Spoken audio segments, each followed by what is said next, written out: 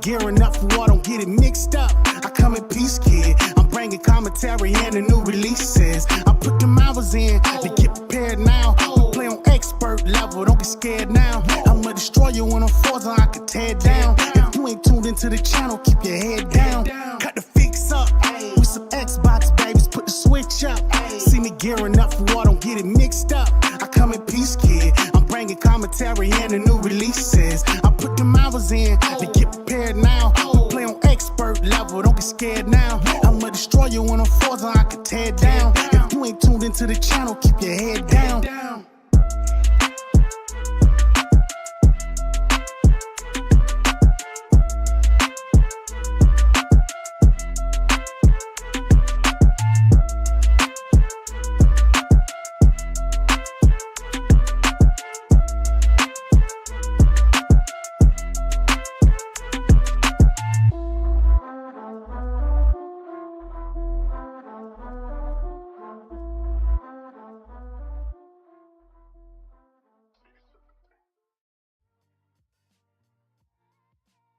Yo, yo, yo. Thank you, everyone, for joining us on The Fix tonight. We are here joined by two great guests and reoccurring guests at that. And it's been a while since I spoke to these good people, but I'm excited to have them here for this show, especially because we'll be talking about some wrestling tonight, amongst other things. Want to give a shout out, of course, to my co-host, co-star, Daniel J. McGee. He sounds very enthusiastic, as you can hear.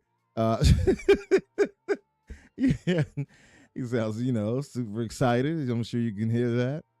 But yeah, we're here. We're going to talk about a few things tonight, as you all can see by the titles here. We'll start off with this introductions of our guest first, and with the fairer of us all, and that is Santi Lou. Santi, thanks for joining us again. It's been a minute. How have you been? I'm doing good. Thanks for having me. Living life, trying to stay positive and busy. Making your way downtown, walking fast. Yes.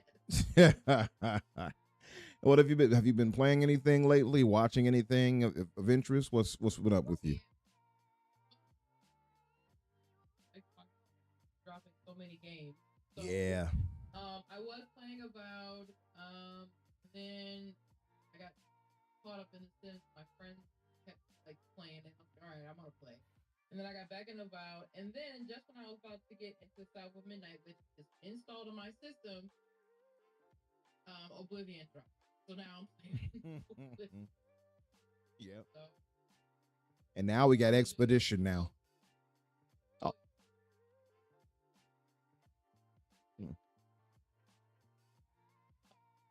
Mm-hmm. Wow. It's time. Absolutely.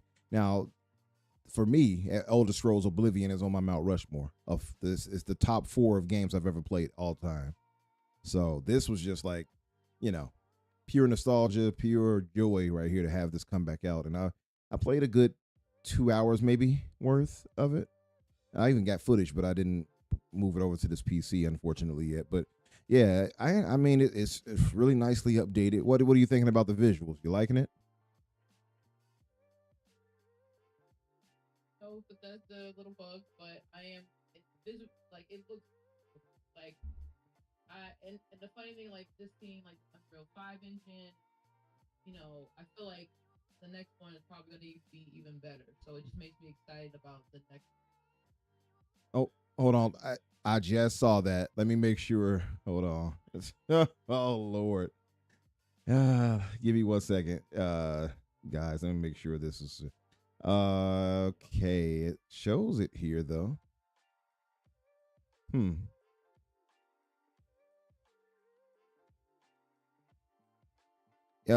So wait a minute. Can you guys only hear me, or is it that they're low?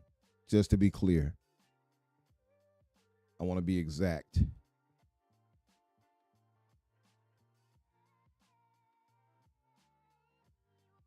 Oh, okay, it's just low. Well, Magnum says it's low, and then Swiltech says only me. Hold on. He says, well, maybe it's so low that he can't hear them. What about now? Can you guys hear Zanny? Say a few things if you could. What's up, everybody? We're here to talk about all of the very exciting things that may or may not have happened this week. Okay. He said it was Santi. Let's see. Am I still low? Can you hear me? Okay, Risky was saying everyone else is good, so I don't know why it would be different for Santi. I don't either. I could hear you fine. Like you sound crystal clear on my end, Santi. So okay, now so you can hear. Okay, cool. Okay, now they hear me. Okay. All right, perfect. Sorry about that.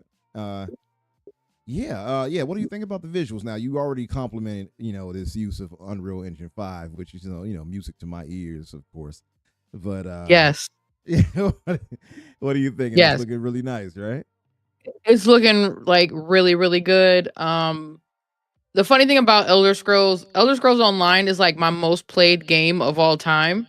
Like I played that game like 2.5 years straight. So just to see what that game looked like, and then seeing what this looks like, I was just like, I can't wait for the next one because I know it's going to be better than what this looks like. But it's so weird though seeing this type of game using Unreal Engine 5, and it just makes me excited about all the other studios who are finally going to start to use this engine and really show us what these games can look like. So yeah, I think the thing that makes me the most excited, I haven't had a chance to play it yet, unfortunately.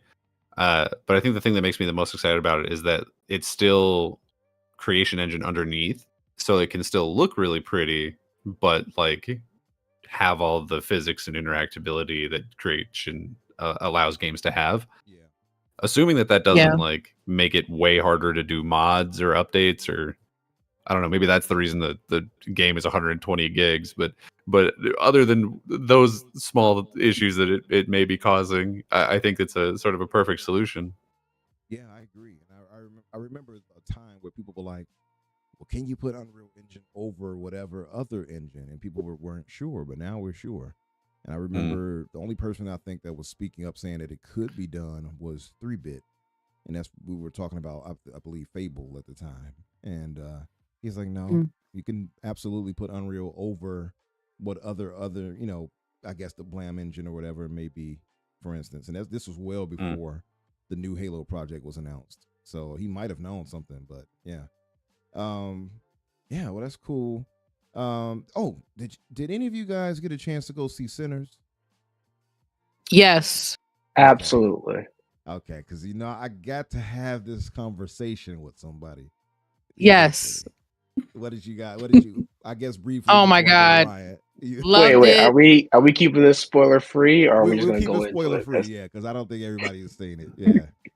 I 10 hear out that of there's 10. vampires I'll in probably it. say 20 out of 10. Like it's so good, and just to see, like, I love period pieces, and just the way Ryan Coogler like executed a period piece that has such a great message, how all these like deeper messages in it, that I've been seeing everybody online like dissecting and bringing up, and then like it's a horror film. It's like, what this honestly, I feel like Jordan Peele created a whole new like genre, and then Ryan Coogler ran with it and just said, okay, hold my beer, I'm gonna definitely take this further. What would we call the genre that he created? I don't know. It's like thriller and horror in one. It's so because I don't really consider Jordan Peele's. They are horror to a point, but I feel like they're more thrillers than horror. It's hard to say. It really is. I feel like it's like a psychological horror. Yeah, I think I would go probably that direction, because they don't do like the jump scare stuff that I kind of hate in horror movies. They're the kind of horror movies that I really enjoy, because I think they're really well. This is Ryan Coogler's first horror movie, though, right? Isn't it? Or did he do? Because I know he did like Yeah. Black Panther before, and I think he had like a short prior to that, but I don't remember like his. Yeah, this is his. I think this is his first. This is his Gotcha. first one, and he loves the horror genre, so Yeah. he really executed very well. Like, I love this.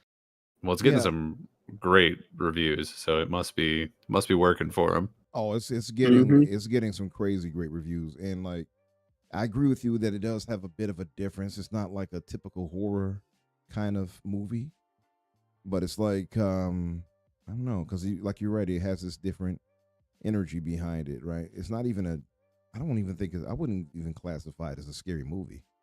Being honest, I don't think it's scary. Definitely. It's like now, to be fair, thriller for sure. Yeah. Now, to be fair, Lou might be slightly biased towards it, because she did let me know she's a Buffalo Bills fan before the show. And Haley Steinfeld does appear in the movie. I'm aware. Listen. So I mean, speaking. I'm just saying it's a little bit of homegrown. I see. That's Buffalo's Taylor Swift walking around in that movie. I mean, look. I liked Haley before I knew about her and Josh. So okay. All right. I've liked her before. So her as Kate Bishop, she really drew me in with that character. So I was a fan before, and it was just great. It was just meant to be that she became, as they said, the queen of the Queen City. So I'm gonna tell you something. Gotcha. She would be my queen too, because she would have got me. I'm not gonna say much more than that, but she would have. That's all I'm gonna say. I'm not gonna leave it right there, Santi. I'm not gonna. Because the way she delivered her character. Listen, yeah. Oh, you got some steep competition. She's with the best quarterback in the league right now, probably. So right. It's one of those when you see her like doing Kate Bishop, and then you come around and you see this, you're like, goodness. Right. I'm sorry, but I had to clutch my pearls a couple times, because I was like, Haley, what were these lines? My God. Yeah. The way she's delivering them with conviction. My goodness. Madam, I mean, this is like the most adult. I feel like this is the most adult role she's had. So it was just like so weird. She said you could rob banks and whatever all day, but you can't take this. I'm like, whoa. Right. There you go. Hey, that's spicy right there. I like that. Now that way, hey, listen. I'm not going to go further to that because some people haven't seen it, but we will. I definitely will. Haley, we're at the train station. Goodness. You trying to get me lynched? Because they were definitely in that period. Yeah, like you know, she was passing or whatever, but you would have got caught up. Yeah, there's so much I want to say on that movie, but we can't. I want to keep it respectful, not spoil it for anybody. And I would just say, if you all haven't seen it, go see Sinners. It's worth it. I'm hearing that it's really great in IMAX, and I know they do this. Yep, we saw it in IMAX. Oh, you all saw it? Okay, you all saw it in that. Yeah. We didn't Beautiful. get the format that he wanted to, because I think it's in select theaters, but we did still see it there. Ah, okay. Nice. The game on Screen Magnum is 9 Years of Shadows. It's on Xbox too. So Xbox and PlayStation and PC. I think it was part of Game Pass? I'm not sure, but it's on Xbox, and it's entertaining. It's not super challenging in my opinion, but it's okay, and it's visually nice. So if you can find it for a cheap, try it out. Yeah. To move us forward, Ryan, my good brother, thanks for joining us again as well. Always a pleasure. Thank you for having me. Absolutely. Thank you for joining. Dusty, what's up, brother? I see you all. By the way, everybody, shout out to everybody in the chat. Thank you all for being here. I see you all. I see you, Ponty. I see you, Sith. I see you, Spider. I see you, Risk It. I see you, Gray, our mod, talking about I need to deep throat the mic. Pause. James Coffee, what's up, brother? Magnum and hey, yo. Yeah, I know.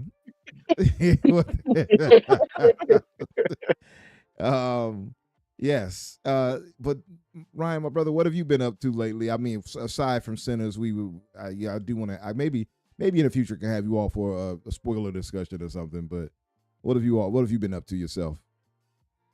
Just living life, keeping me busy, having fun. Game I'm playing right now is funny enough is the game she's not playing is I'm playing South of Midnight, and I know you guys talked about it recently, and yes. To one point you mentioned how the combat is not quite there, and I to a point agree. But it's just enough to not like this game in the sense that we're watching here. It's just enough to entertain me, but I'm more captivated by the story and like the art style than anything else.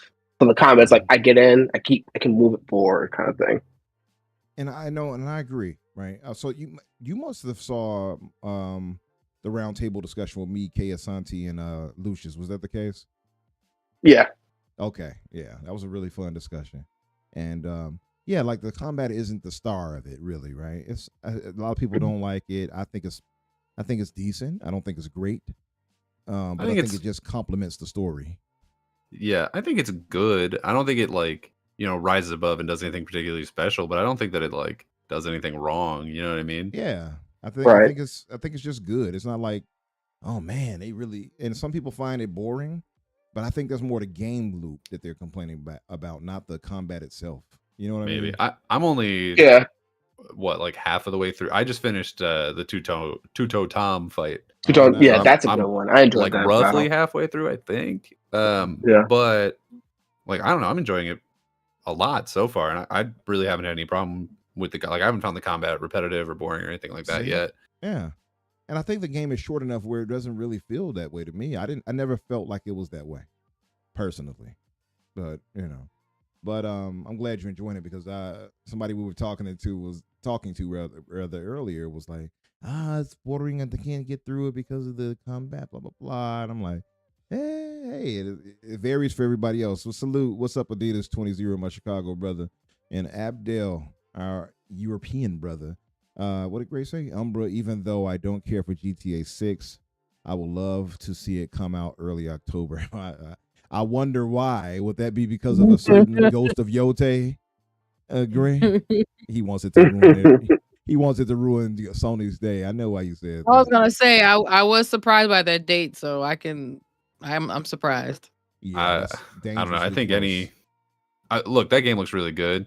I will say I think any release date in the last quarter of the year should just have an asterisk that's subject to change. Right. Subject to change. Facts. Right.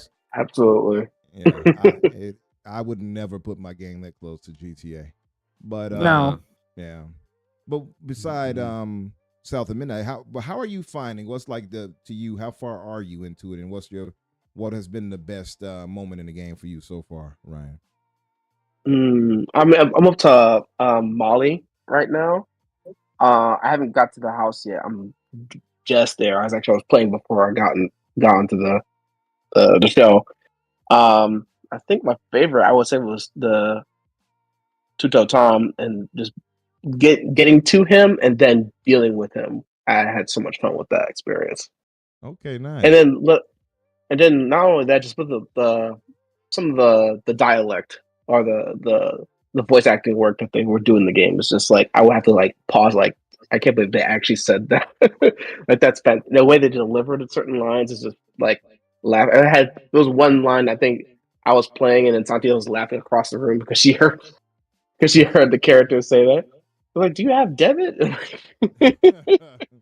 You know, what I think my favorite, or at least most impactful chapter was chapter 11. I won't go into much detail because I know Danny is still getting through it, but that part got me good. Had this grown man in tears. I'm not gonna lie to you, and it's funny the parallels, by the way, of South of Midnight and Sinners in a way. It's a lot of kind of cross pollination there, right?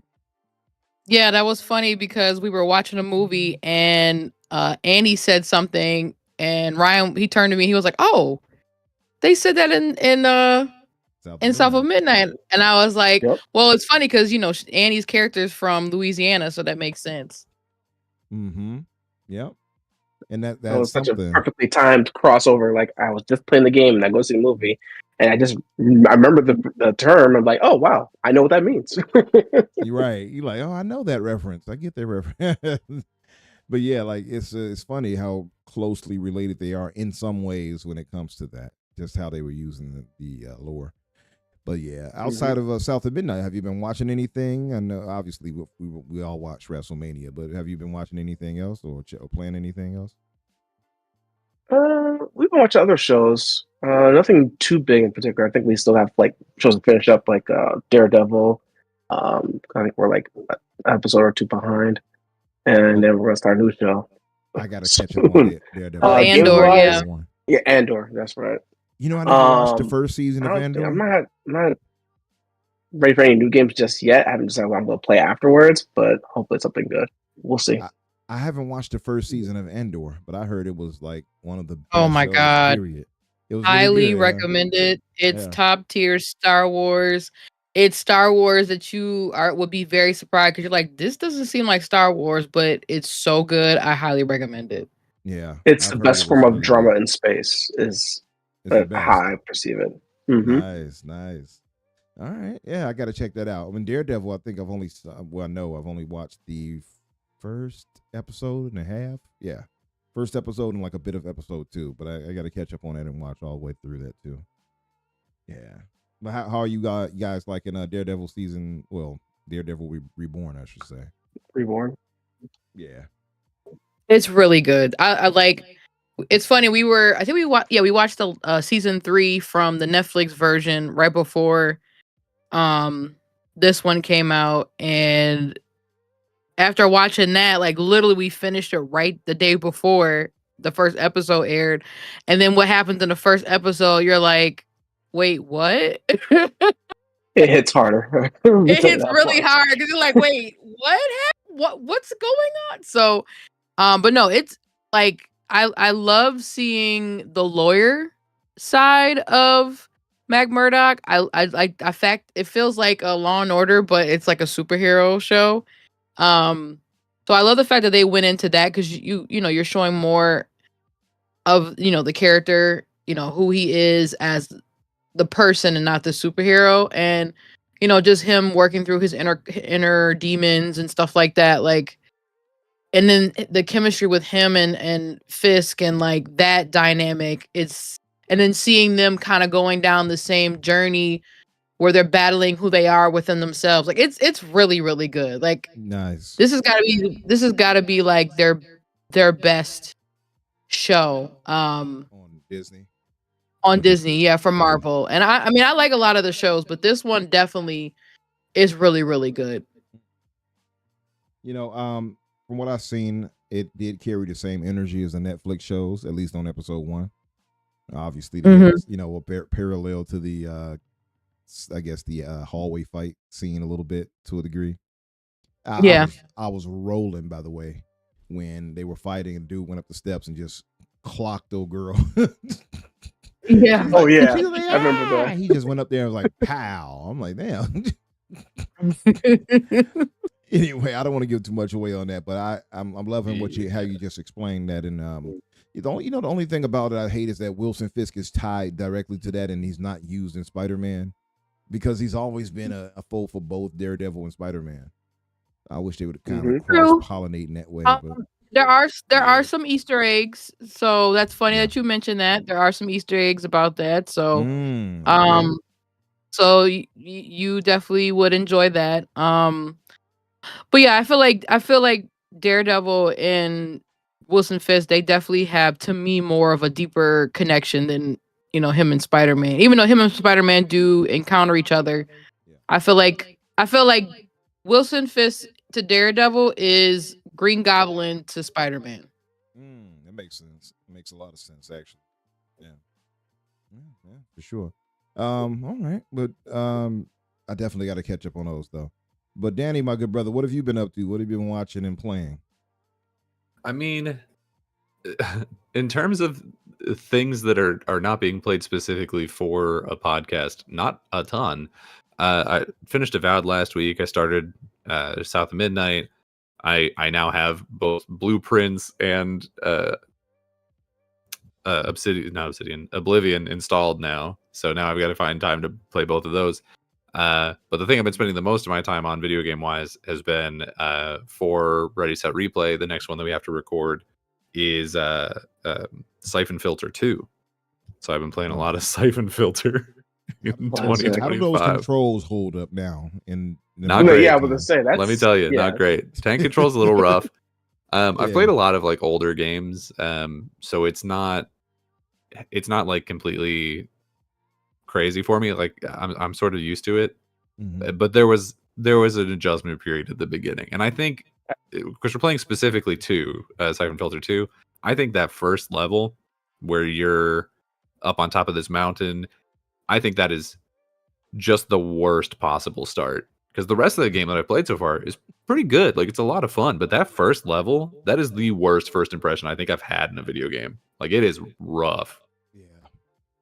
It doesn't look good. It doesn't really make sense. They hit you with, like, infinitely spawning enemies on, like, the first...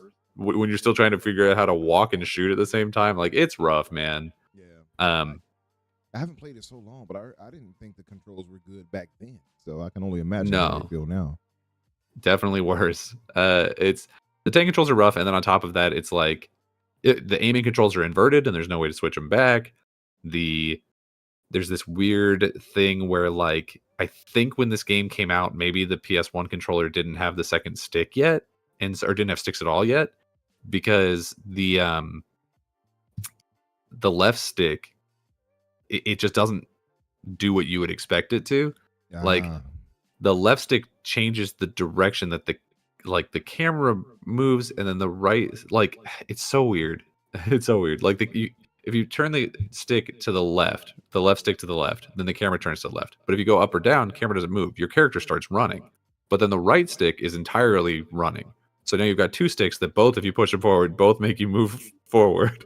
But if you pull back on the right stick, it makes you run backwards towards the camera without spinning the camera. And the right stick does it. It's just like no part of movement in this game feels intuitive. It's very awkward and stunted. But it's coming from a time period where we're still trying to figure out like how shooters work on consoles. I think that there are better examples. I think there are games that came out because this came out in the year 2000. I think there are better games that came out in 2000 and especially in 2001 with Halo. Oh yeah, for sure. That figured it out a lot better than this did, but I don't think it's necessarily like the worst thing in the world. I think it's just like, so looking it up. Yeah, y'all didn't get it there. Just to give you a bit of head, like, because PS2 came out on March 4th, 2000. So this Siphon Filter came out March 14th. So they definitely had the sticks. Well, but it just wasn't. Yes good. and no, because so it came out. The PS2 came out in March in Japan. So we didn't have the PS2 yet. It didn't come to America until September, October, I think, right? or no, somewhere in there. Like it was that. like fall. You're right. It was fall because I remember it being really cold when I got it, and I waited in line for it. You're right. That is true. So wait. No, it's cold here in Chicago during March 2 at times. So it's cold in Chicago, I imagine, all the time. Yeah. But no, yeah, Siphon Filter, at least for us, came out beforehand. before the PS2. It's a PS1, like it's in the PS1 box. Okay, so you're right. It was October 26th but it's for us. That makes sense. Yeah. But yeah, I think it's just stuck in that little like interstitial area where it's like, yeah, we didn't really know exactly how to make this work, and I think they do some good things with it. I think that like the story of it's pretty compelling. I think the missions where you don't have to like shoot too much are all really fun. But damn, sometimes they just be throwing some people at you in waves, and you do not have an answer for that. Yeah. So it's a little rough. So I feel like it's not gonna come off rated well for you when you guys talk about it. I don't know. I'm relatively positive on it, in all other form, like in every way other than the controls. I'm pretty positive on it. Yeah. My co-host, from what he's told me over text, I think we'll be reviewing it significantly lower than I will be. So we'll have to see. Yeah. So for you all wondering, Ready Set Replay is Danny and I believe it was Ryan, right? Skylar. Why do I keep I don't messing know. this guy's name up every time? It's all right. Shout out to Skylar. So Danny and Skylar have their show called Ready Set Replay, where they go and they review old school games, or at least it sounds crazy to say old school, but like a lot of these games are it's years old. It's a PS1 game, so yeah.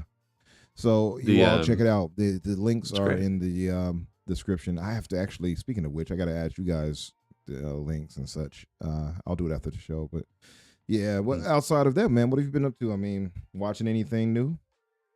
Nothing new. I've been watching. I'm still watching Star Trek. That's another thing that we're watching for Ready Set Replay. That's been a lot of fun. I have been keeping up with Survivor. Survivor's doing really great. The most recent episode. Survivor, should I say? Yeah. It's the most recent episode kind of annoys me because it's like. The guy, without spoilers, I guess, the guy who got voted out, he's completely right. Like everything that he said was completely right. Like he knows where the alliances are. He can see where the issues are. Like he is seeing more clearly than anybody else in the game. But he does such a bad job of explaining it to other people that they think like he's getting like aggressive, and so they try to vote him out. And it's like, bro, like. You are voting against your own interest, voting this guy out instead of that other person who is slowly taking control of the game. Despite the fact that the person who switched things around to get him voted out, I genuinely don't think is playing the game very well. Like at all. Like I think she's kind of a terrible liar, which is not a great skill, a great quality to have for somebody playing Survivor. Like if you're playing Survivor, you need to be good at yelling. You need to be good at lying. You need to be good at like figuring out how to get in between the alliances and cracks and figure out things like that. Yeah. But is it working for her though? She's lying. Is it working? I don't know if her strategy is working or if the other people are just really stupid. Yeah. You know what I mean? Yeah. Because she's in an alliance. So Camilla is the person who's like starting to do like more strategy things, and she's in a partnership with this guy Kyle, and Kyle is awful. He's so bad at the game. Like he's decently capable physically and like with puzzles, but when it comes to the social aspect of the game, dog water. Dude cannot hang. He is really, really bad. To the point where like their alliance is supposed to be a secret to the other players, but as soon as somebody else brought up the idea of voting out Camilla, he was like, "No, we can't do that. No," and like would not have a conversation about it. Would like played it as badly as humanly possible. And so the guy who got voted out, David, he was like, "Hey, so you're clearly working with her, right?" And like no one would listen to David about it, and it was really frustrating to watch. Of just like because David wasn't saying it in a good way. He was saying it in like. I don't know. It's hard to explain without like just showing it to you, but it's just like every single thing that this guy is saying is right, and the people who he's selling it to, like it would be in their best interest to listen to him, but instead they're just so hung up on the fact that like he's this big muscly guy, and they're like, oh well, this big muscly guy, he's a huge threat in this game that's barely about physicality anymore. We got to get rid of him. And it's like, what the hell are you talking about? I mean, he's got biceps, but my guy hasn't won a challenge in like 3 episodes. Like he's really not that great. I don't know. Yeah. Man, It's upsetting. it's There's like been- this stigma around like buff men in Survivor where like they're always viewed by other players as like this huge threat. They never are. a lot of them are just chads. Is that the case? I mean, it's not necessarily that they're chads. It's just like they get targeted so early because they look a certain way, and so people feel intimidated by them like naturally. But if you look at like the people who win Survivor more often than not, it's these like smaller, quieter, like under the radar types who just kind of coast until the end, and they vote out everyone else who plays the game better than them, and so then they're the only good option by the end. And it's like, yeah, the last time that a strong person, like a physically strong person, has won was like 8 seasons ago. Man, it's been so long since I've seen it, man. It's been a minute. Season 1 was the only one I saw, which was damn good. Season 1. Hey, you got some catching up to do. This game is completely different now. Yeah, I can recommend you a reading order. You can skip a bunch of them. Well, I might have to do that. Yeah, I mean, the one I saw was with Richard Hatch, right? I think, yeah. So Richard Hatch, yeah, he's great. That was excellent. I mean, not so great at paying his taxes, but everything else is really good. Yeah, you're right. All right. But yeah, was that about it for you on that? That's all I got. Thing? Okay. Well, let's move to the news roundup. We were talking a little bit about Star Wars earlier, and I got some exciting news for Star Wars fans. Or rather, Disney has some exciting news for Star Wars fans. They announced a bunch of stuff. There was a Star Wars, I think it's called Star Wars Celebration or whatever it is. They announced a bunch of stuff. The two biggest takeaways from it are that there is going to be a Darth Maul animated series and a new film called Starfighter that is starring Ryan Gosling. So that's pretty exciting. Like a W. Yes. I Ryan. watched Celebration all weekend. Yeah. I stayed up late and watched it. Yes, I did. It's pretty exciting. Nice. My only takeaway from the Ryan Gosling Starfighter thing is I think that movie's gonna be great. I love Ryan Gosling. I think the idea of doing something that's like a little bit more disconnected from like the Skywalker side of the story would be interesting. I mean, we saw that with Andor, and that's probably the best thing they've done in a really long time. So I think that's a good idea.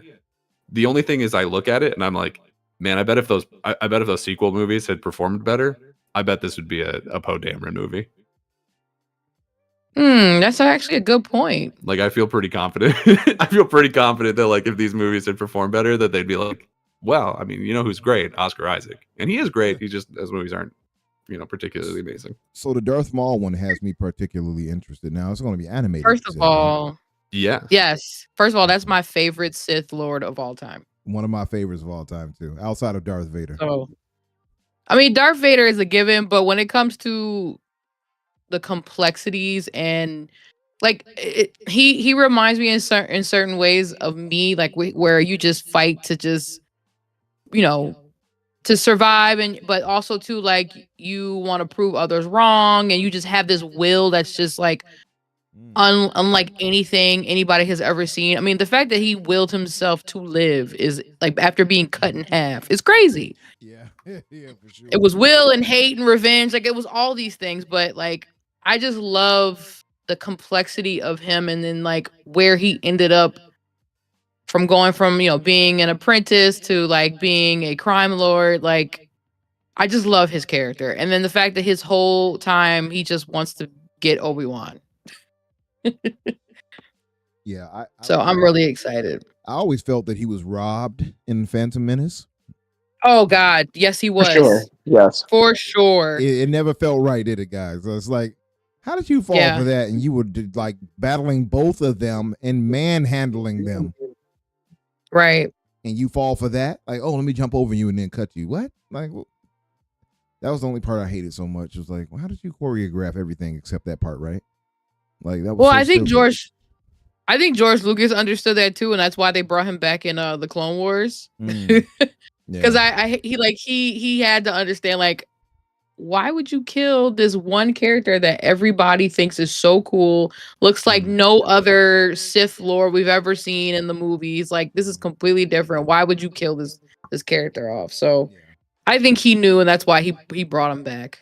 Yeah, that might have been, or maybe because he was such a big fan favorite, right? Like they couldn't not use him. Maybe. Well, I wouldn't say that because Boba Fett was gigantic back in the day, and they didn't bring him back until modern time Disney got a hold of him. So That's not necessarily. Well, I the mean, truth. technically, you did see the origin of Boba in the prequels. True. And you saw Django and all that, so that is Yeah, true. you saw him as a young boy, yeah, with his Mhm. father. So they kind of did bring him back, Yeah, and then they you're grew right. him. That's true. They grew him up in the Clone Wars. You saw him grow up. So Yeah, I loved how they did that, by the way, because it explained so much in a smart way.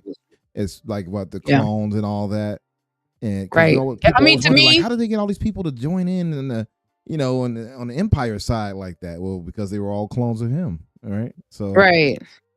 But to me, I feel like Dave Filoni saved the prequels because he expanded so much on that story, and I felt like if the Clone Wars didn't exist, I think people would still be mad about the prequels to this day. yeah, for sure.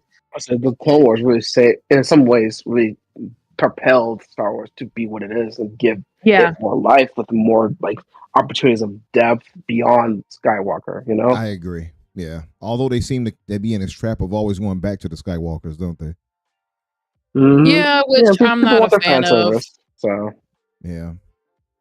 It's tough. Yeah, it's tough to escape it because the diehard, super diehard, stand outside for weeks for a ticket types are really like, they want their Skywalker sagas still. So, but yeah. Well, I'll say this, just like this one last point. I feel like if they would have used the movies that George was gonna create, he basically made like 3 movies. He wrote 3 movies, and he felt like, selling Disney Star Wars, that they were gonna do the movies that he basically wrote up, and they just completely like cut him off. And I was like, you're stupid. He gave you everything on a silver platter, and you said, no, we're gonna do nostalgia. We good. We're good. But yeah, and to Abdel, the actor that played Darth Maul wasn't as actual martial artist. That's true. That's Ray Park. Yeah, Ray Park. Yeah. Yeah, who also played Toad, I believe, was in the X-Men movie. Yep. But Correct. Yeah, Ray was a bad man. He Yes, said he that is. people hated on the Ewoks before we got the prequels. Then people hated prequels before we got the sequels. Yes, that's true. And my brother Soil text is contrary to popular don't worry, opinion. I still hate the Ewoks. You still hate them? How I can you don't hate think those things little cute little bear things? hate might be too strong of a word. I always thought that was such a weird way to end such a big trilogy. Was like, oh, and we got these teddy bears, and what are they here for? I don't know, man. Do they have anything to do with the story? Not really. They're just around. These woodland creatures. Yeah. He says, contrary to popular opinion, I love the prequels. I did too. I really did. Right. I did too. Yeah. Revenge of the Danny Sith. said, all right. He didn't All like him, right. Danny. No. They're fine. Revenge I of the don't know. Sith is my favorite. I love Yeah. that movie. That's crazy. that was good, I mean, yeah. It has yeah. one of the best fight scenes of all time in Star Wars. Yeah. I got Well, the high ground, Danny. yeah. And they had that high ground for like 30 minutes. It was half that damn movie. That was a dope fight, though. That was a dope fight between them right there. I remember seeing it in theater. I was like, damn it, Anakin? Like, why are you? Yep. What's wrong with you, brother? Yeah, by that point, he had already murdered the kids, so I guess it was too late for him. But yeah. Nothing, yeah. young ones. A kid walked up to him like, "Hey," and he turned around, looked at that kid, and all you saw was the lightsaber turn on. I was like, "Oh, yeah." Your story has come to a close. Your story is at its conclusion. But yeah, what else do we have, Daddy? Staying in the Star Wars vein, we got a new Star Wars game announced. It's been teased for a long time, but it's official now. Star Wars Zero Company. It's just Star Wars XCOM. It's being made by EA, Respawn, and BitReactor. BitReactor, I think, is something that was formed by former Firaxis devs, people who worked on XCOM. So should be pretty true to that formula. Oh yeah.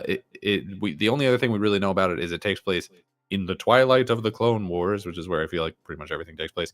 And that you are playing as someone called Hawk, who is creating a group of ragtag folk to do something somewhere. I don't know. I like it. I mean, they got some crazy talent on it. Respawn themselves are a great studio. I trust them pretty much, like completely on anything they do. And Yeah, it I continues love their these legacy kinda of Star games. Wars games too, right? Because they do the what's the name of that? It's Fallen Order games and stuff like that. Yeah, So yeah, and Star then you Wars got, like you said, Jedi. exactly. Now they got the Yeah. what is it? The teammates that worked on previous XCOM games. What is it? Fight Free X? What do you call them? What team were they on before? You said it, and I just forgot. It was Fight Pre-X's. Oh, Firaxis. Yeah. Firaxis, that's it. Yeah. So yeah, I mean, it sounds like they're in good, the IP is in good hands. So I'm looking forward to it. Yeah, I mean, I love these kinds of games, so I'm excited for it. I also generally really like Star Wars. I think it's disappointed me a lot in recent history, but generally speaking, I really like the franchise. So I have high hopes for this. I will say the gameplay they showed didn't particularly speak to me. It looked like pretty boilerplate, but we're still early, so I'll give it a slide. Yeah, I think it was kind of like a placeholder thing. They're like, oh look, well, this is what we're going for. So I agree Yeah, with you there. for sure. Yeah, we'll probably see improvements and stuff like that when it gets past like production, early production. Yeah, for sure. Bring back Star Wars 1313. Bring back Yeah, bring that back. 1313. For those who know, they know. Yeah, I don't even remember what Exactly. studio was working on that, but it's probably dead at this point. that was. Was who that was It was on LucasArts. It was LucasArts. So they were working on it. They showcased it at E3, Mhm. and then they sold to Disney, and Disney pretty much dismantled everything. Mhm. Sounds good. Love that. That game, man. It looked like it was going to be pretty good. I kind of look at the Oh Fallen my Order God. series like it was a spiritual kind of successor to that almost. That's what it kind of reminded me of visually, how it looked. Maybe, Yeah, but it then was definitely like this is a Star Wars game, and it was supposed to be rated mature. Yeah. Yeah. Damn it's you, Disney. unfortunate. Damn you. the What else mouse do we always have there? wins. The The house, mouse the always house with the wins. mouse. We got a release date, a tentative release date for Ghost of Yotei. It is currently slated for October 2nd. We were talking a little bit about this before, or I don't even remember if we talked about this before or after the show started. But I think we were all pretty much in conclusion that like this release date is probably pretty tentative at this point. I think if a couple more games, the one big one in particular, get announced anywhere near this time frame, I think this house getting delayed potentially into next year. That being said, game looks great. I mean, we didn't see a ton of like gameplay for it, but Erika Ishii's voice acting sounds really good. She's naming off targets that we're tracking down, which makes it sound like it's even more like an Assassin's Creed game than the first one was. She named the snake, the Oni, the Kitsune, the spider, the dragon, and Lord Saito, which makes it sound like we're doing almost exactly the same as like one of the open world Assassin's Creed games, where they're going to give us just a list of people to track down. Exactly like Shadows. And so, I mean, I hope it works out for them. I think it looks great. I love Ghost of Tsushima. So God knows PlayStation needs a win right about now. If this isn't it, I don't know what's gonna be. You know what I mean? Yeah, and it feels like, just seeing how it looks, it all of it puts you in mind of Assassin's Creed Shadows, even down to her fighting this what she calls the six Jotai, where like you named off. Yeah. All of that seems reminiscent because you go against the Shimboku Fu in the Assassin's Creed Shadows, and they're kind of similar looking. It's kind of funny. I bet PlayStation is feeling pretty bad about how well received Shadows was. I think going into it, they were probably like, "Oh, we'll definitely clear that," and then Shadows is like one of the best-selling games of the year. Exactly. It's the second best-selling Assassin's Creed game of all time. Like it's getting a lot of talk. I don't know. I think it's a weird time to be like, and maybe the grifters who were trying to hate on it. I'm sure they all falling away. I mean, between the fact that it's going to be at least the second, but there's probably some other samurai games that I'm forgetting that are coming out this year, but it's going to be already a crowded market of specifically samurai RPGs, and the fact that it's seemingly going to be within like a couple weeks of Grand Theft Auto. I don't know, man. I think this thing needs to get pushed. Yeah. I feel like it's going to get pushed. I think there's a really solid chance that it doesn't stay October 2nd. If it does, I think it's probably a mistake. Yeah. I can feel depending on Grand Theft Auto. It all depends on what they do with Grand Theft. In Grand Theft, we are hearing rumors that it's going to be October. So yeah, if it's in October, I gotta tell you, they're moving it. Now, personally, I'm hoping Ghost does come out this year because I do have it on my fantasy critic team, and I need a win. Because one of my friends scooped me on Expedition 33, and that hoe got like a 92 on Open Critic. Yeah. So that's like 22 points. That's a lot of points. Oh, you let him get So- you let him pick that over you? Yeah, but it's okay because I got all those Nintendo games that are going to suck ass but get 100s, so it'll be all right. Yeah. Always Joke's bet on you. Right. I got everybody's second favorite gorilla, Donkey Kong, coming out. So Yeah, you gonna got be great. Bonanza and you got Mario Kart World. Mario Kart World is likely. I didn't get Mario Kart World. I I got because that one got picked up in the draft because it was already like soft announced. Oh, okay. But I got Donkey Kong Bonanza and I got Kirby Air Riders, whatever the hell. I got both. You got of those. it right. Air Ride 2, I think it is, or some whatever. Speaking of that, speaking of Nintendo, I shout out to Kay Asante and the fellas. He had a pre-order off the other yesterday night for the Nintendo Switch and for the bundle and everything like that, and he managed to grab one for a brother. Since I couldn't do it, I was at work, and he grabbed it for me. And I have to, take care. I mean, look, if I had a pre-order, I'd call it off too. You're right. So yeah. So I got the bundle with Mario Kart World. Just to throw it out there on the GCP Discord, we will be having like the Mario Kart World tournaments and stuff like that. So everybody who isn't a part of it, definitely have to link up with Kay Asante or Everborn or myself. I'll give you a link if you need it to join in on it so we can have these races against each other. Expect blue shells. That's right. I'd love to play with you guys, but I'm not buying a Switch about it. Speaking of which, Danny, I forgot. Yeah, I was asked by somebody I won't name. They wanted me to ask you your thoughts on Nintendo in general. They wanted to hear some slander, I believe. I think it's ridiculous. I think so. They came back out. They delayed the pre-order for a long time, and then it came back out, and they're like, "We're not raising the price." And I think first of all, they're still gonna. I think that's almost guaranteed. I think that maybe they saw so much pushback on this that they're like, okay, well, the tariff was like temporarily called off, so like for now we'll just let them get it, and then the people who get the pre-ordering can get this price. Like, but that hoe's going up. 100% that price is going up. Today's price is not tomorrow's price. So if you did pre-order it, I guess good for you.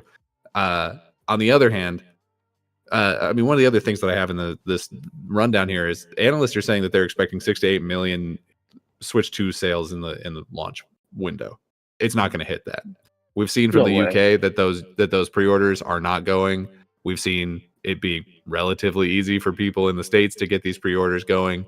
Like, that's not. I think this first wave is going to sell pretty well, and then I think it's going to immediately slow down because I just think that right now there's the economic side of it where it's just people don't have money, and then there's the literal side of it, which is Nintendo is not doing a good job selling this thing. They're being extremely anti-consumer. This is the worst console announcement that I've ever witnessed in my life. This is worse than the Xbox One. This is worse than the PS3. This is worse than the Wii U. This is a terrible I was going to thing. say, the Wii U? The fact that you say that it's worse than Wii U and you really think about it, that's just how sad this is. Like, it's really bad. Like, the number of just anti-consumer things that they're throwing into this, where it's like, oh yeah, we're tying Switch 1 DLC behind this price point. We're tying the GameCube thing behind all of this. The fact that and now we're going to make you pay to play online. And it's like you're taking one really big step forward in terms of power, and then you're taking 4,000 small steps back in all of these other terrible ways. And it's just like, I genuinely think that like the people who are pre-ordering this thing are either like the hardest of hardcore people who are just like Kay Asante, who's like, he just wants all the tech. That's his thing. He's a tech boy. Or it's these people who are just gotten so comfortable with Nintendo's balls on their chin that they can't take a step away from it. They cannot magical. They cannot imagine a life without this new Donkey Kong game that frankly I think kind of looks like ass. Like I don't know. I've never been the Nintendo guy. I missed the indoctrination period in my lifetime. I was too busy like reading books and going outside, I guess. But I look at these Nintendo games, and for the most part, because there have been some that have impressed me. I think like some of the Fire Emblem games are pretty good. I think I did get indoctrinated with the Pokemon thing. That was impossible for my generation not to be. But like, I think you look at modern Nintendo games, you look at Bonanza, you look at Air Riders, you look at even this new Mario Kart game, and it's like, you can't justify to me that these are $70, $80 games. There's no world in which you can tell me that that these games that clearly have a lower budget than most indie games, that you cannot tell me that this is an $80 game. I'm not paying that. And if you're not lowering your price, then I guess I'm just never buying it. Like if this isn't going on sale at some point to be, I don't know, $40, $50, I'm not going to buy it. I'm just not going to do that. I bought the Switch 1. I have not regretted that. I think that a lot of the games that I played on there have been pretty good. I like the online functionality giving me like the backlog because I never played any of those before. So it's nice to have those. If the price for the Switch 2 never comes down, and if they don't start announcing games that I actually care about, which to be fair, for me personally, would be pretty tough for them because I don't care about most of their games. It might, like the Switch 1 was the first Nintendo console that I've ever purchased, and it's starting to look like it might also be the last. That's where I'm at. Yeah, we have a gamer group that's definitely mostly with Nintendo and Sony fans. We're like one of the 2 Xbox fans that are in that gamer group, and they were all like getting ready to pre-order. Like one of them had like 3 like pages from 3 different like stores up ready like to order one, and then like we were like looking at the accessories where like the controller was like almost $100, and they're like, well, that's not really a bad price. And I'm like, are you for real? Like a controller being like a regular controller being almost $100, not like a specialty one, a pro version. It's just the standard controller that comes with the system. You saying that $100 almost $100 is not a bad price just tells me that you really don't care how much these things cost. You just want it. And like their whole logic is like, well, gaming, it's been cheap for a long time. And it's like, yeah, but this is Nintendo. And like, it's not like they're giving us like PS5, Xbox, Series S, like quality. They're giving us what, like PlayStation 4 quality at best at this point. Yeah, I mean that's what the thing that people keep saying is like, oh, the Switch 2 is as powerful as a PS4. But I'm looking at the games that they're putting out, and I'm looking at the frame rate on that chat video functionality, and I'm like, I don't even know if it's hitting those numbers, to be quite honest with you. Like this looks like this is rough. Like you're asking me to pay the price of a PS5 and get something that is less powerful seemingly than a PS4.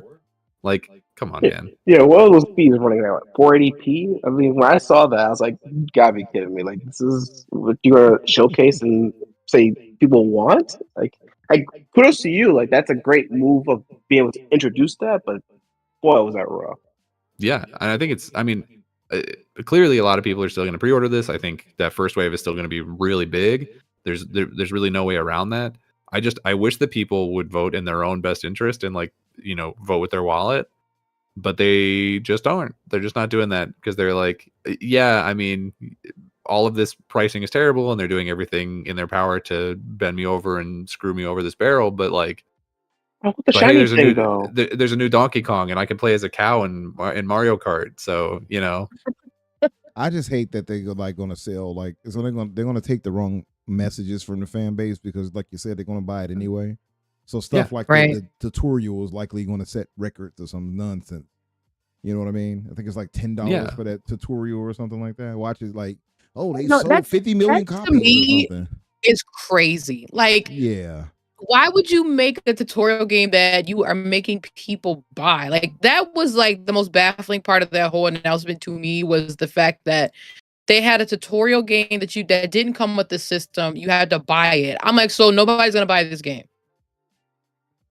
No, nobody. Yeah, I mean it is only $10, which is at that point it's like, so then why not just pack it in? Like, what are we talking about? Right. You're really gonna fight for that $10? Like, come on.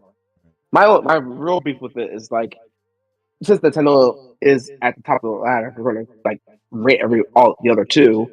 It's like, do people not realize that they're setting the precedent for what's going to happen next for the other 2? Like, this is going to trickle down to everybody and like, oh, so you guys are going to spend this kind of money for this, so you're definitely going to spend more money for these.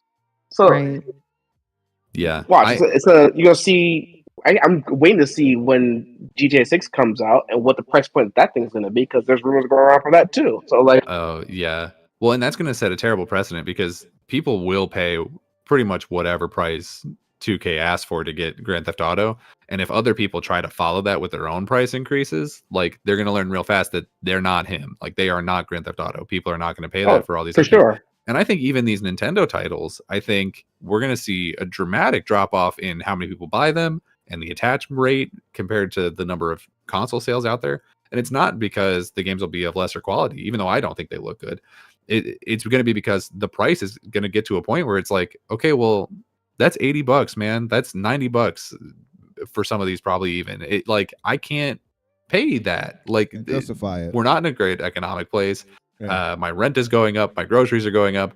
I'm not going to spend like half of my groceries for the month buying Donkey Kong Can Punch a Rock. Like I'm not going to do that. Like that's ridiculous. That's not going to happen.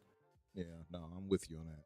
I'm just not supporting these $80, $90 games. It's ridiculous. Hell no, absolutely not. That's why I have the bundle. And other games that I'm going to get is either going to be a really deep discount or I'm going to be part of the 7 Seas crew, and you know what I mean by that. Yeah, no, I do. I quite frankly, and like I in general don't like support piracy. I think it's bad, obviously, for the industry and bad. But like, so I'm not saying that people should do that. But what I'm saying is like, if this is the road that Nintendo is going to go down with this, then It's gonna happen.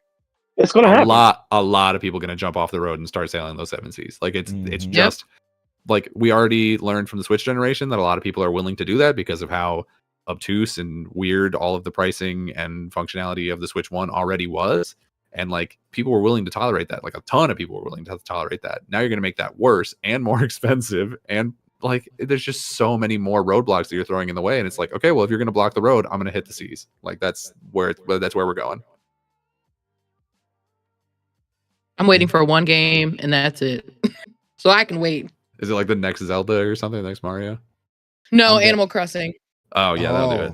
I was gonna say, is it Fire Emblem? It seems like a lot of people waiting for a Fire Emblem or something. But I love Fire Emblem, but I'll be honest with you, like even though that is probably my biggest love in the Nintendo family, like it's gonna have to be a particularly impressive looking Fire Emblem at this point. And even then, I might yo-ho it. Yo-ho it. Yo, my that's the phrase of the night right there. Right. I'm gonna shiver me timbers. Yeah. What else did we have in the news, Danny? Not too much. I mean, I had hey, the Oblivion remake looks really good. Yeah. So, but we already kind of talked about that. Yeah. What about the Predator Badlands? Did you see that one in there? I saw it in there. I didn't really know what we could say about it other than like, there's a Predator movie. It's gonna happen. So I I got love the little Easter egg. Yeah, the Independence Day one. Let me see. I found an article for it. Let me switch to that. Yeah, and that's how he looks. So a lot of people were complaining about it. Oh, like, they ruined it. All the special effects, whatever. I think he looks particularly good. This is a younger Predator. I forgot the race's name. I think it said. Let me see if it says it here. He has the swagger of a young Predator teen. Yeah, of an urban predator, if you will. Yeah, but yeah, he's a younger. I forgot. Starts with a Y. It's not like a Yorkta, whatever. I can't remember. I don't know. Couldn't tell you. And, yeah, so like I think he looks pretty dope. You know, Predator. want the kind of OG version. Right. Yeah, exactly. And he hasn't been bloodlusted yet. People were saying and things like that. So yeah, this is from the directors of Prey, and yeah, first hunt, last chance. It looks pretty good to me. I mean, I did really like Prey, so I was gonna say, did you guys peep the skull from the alien from Independence Day? Oh, I saw on the wall. I saw that. I don't saw that. think. I'm sure it'll just be like an Easter egg. I don't expect that to have any kind of like crossover or anything, but it's neat. Yeah. Yeah, you never know. I mean, it could have just Yeah, because been a Disney little owns that odd. license. They pretty much own the license for that. So Oh, they do, Yeah. don't they? Yeah. yeah, they It do. is 20th Century Fox, right? Yeah, right. Yeah. So yeah, I will they could say, be. I know you were saying that you think he looks good. I don't think he looks bad, but he needs a mask. Like I don't want to see. I do want to see the mask. I hope they have one. Wait, I hope he's not just Didn't moving around. the like early that. picture have him with a mask? When you scroll down, Not the ones that I've seen. Maybe. If so, I haven't seen it. I guess is Oh, is what I that would have it? to say on Let that me- one. I can click the video. Let me I'm gonna see. say Is it's that like right the there? mask In the kind of like trailer? is the mask kind of like a thing you get after doing like certain hunts or something like. I don't know. Let me Yeah, see something. I Let me see think. if Do it you only get shows your it. mask after you get your first kiss? Is that And like how it works? those Like are you the gotta scrolls, by the way. you gotta go to Predator Prom and then you pick it up like a corsage. Predator Prom. So those are the skulls and such that Santi was mentioning a minute ago on the screen. This is the trailer here for those wondering. Nice. I muted it, of course, so we won't get destroyed. Let's see, because I actually never did look at the trailer for it. I only saw like the news blurbs and images. So it might show him with the mask on, for all I know. You know, it doesn't look too bad. Yeah, they got Dakota Fanning in it. To a world of hurt.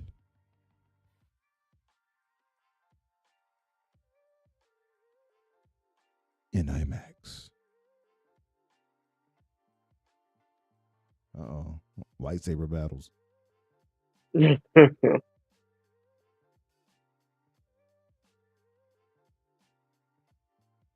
Uh-oh. All right. Predator Badlands.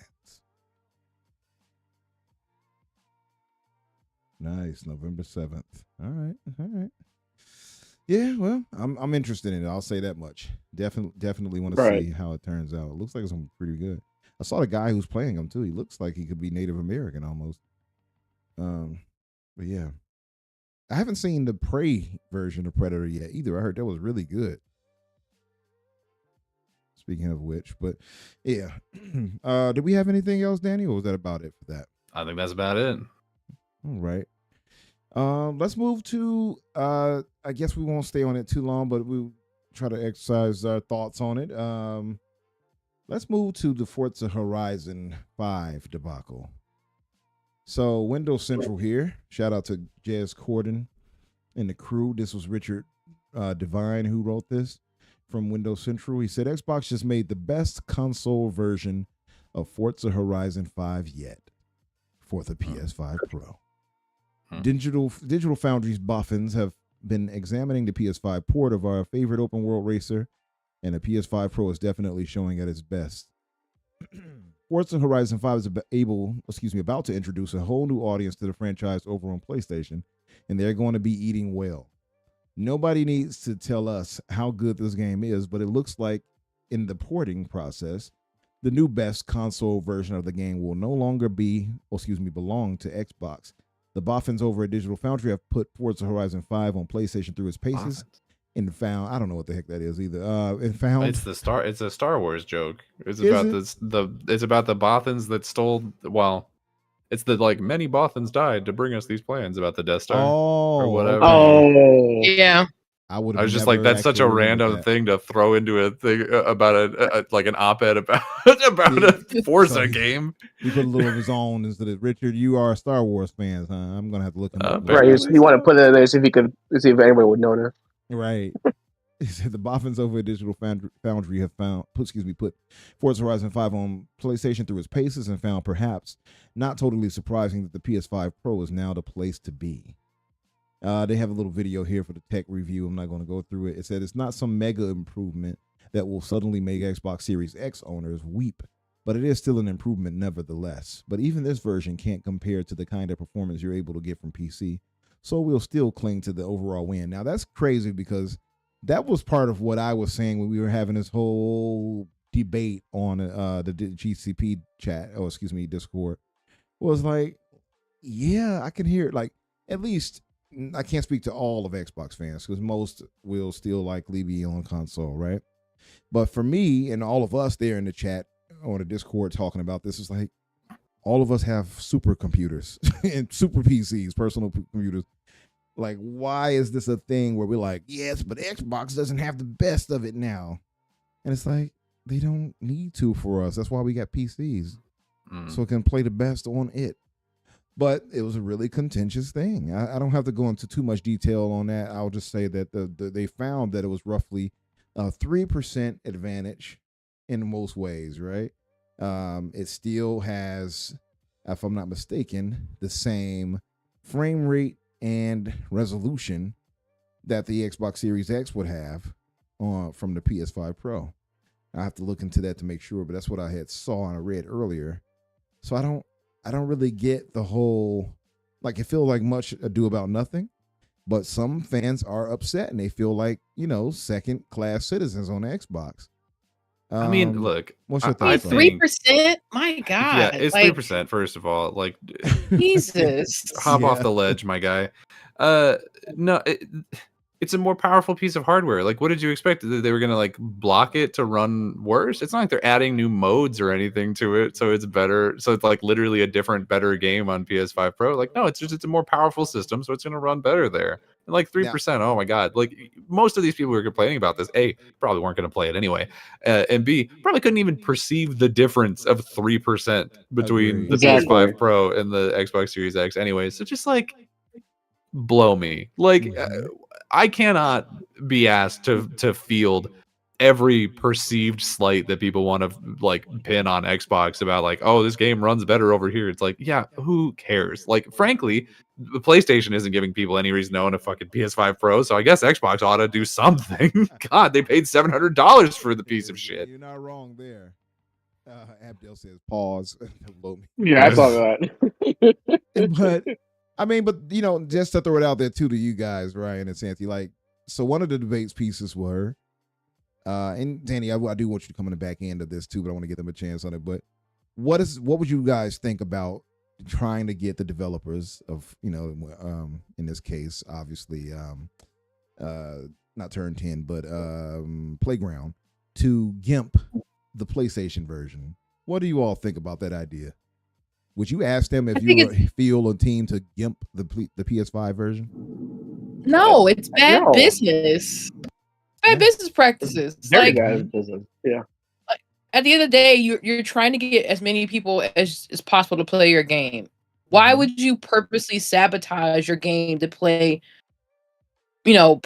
better on a system that it originally came on? Then like it doesn't make any sense. Like I know everybody like still has their feelings about Xbox and this new journey that they finally told us they're going on. So let's be happy about that. Like at this point, they told us what they're doing. To still continue to be mad about this makes no sense. Also, too, I compare this as if you're going from, if you're going from the last version of NVIDIA, the graphic card, to a new one, it's gonna look better. But 3% is not enough for me to be like, oh, I feel like a second class citizen. Like, are you for real? Yeah, it's very Like, there's other things you could be mad about, but this is it. 3%. Like, until Xbox decides what they're gonna do on the hardware side, this is just how it's gonna be. And if 3% hurt your feelings, then I don't know. Maybe you need to pick up a new hobby. Yeah, like this whole idea of their new vision for Xbox as a experience or a platform and not the box. This further aligns of their commitment to it. Like, hey, yeah, we're not going to cheap out on making the game experience less for you because it's on PlayStation. No, we're going to make it the best version of it available for the hardware that it's being put on. And it's like it's all the lines of what they're going to do going forward for future games. So any other games that come out that are going to be multi-platform, you'll know it runs great on your box too. So you don't have to be like, well, they cheaped out and they cut corners or it has a weird frame rate issue. No, they're going to do as intended. So to think that we would encourage them to cheap out because that ship has sailed, in my opinion. Yeah, Right. Listen, I agree. I mean, so one of the things that was really big discussion was more or less that they should have at the thought of, I guess, a parity release, right? And that the Pro should be as good as the Series X version, not better in any way.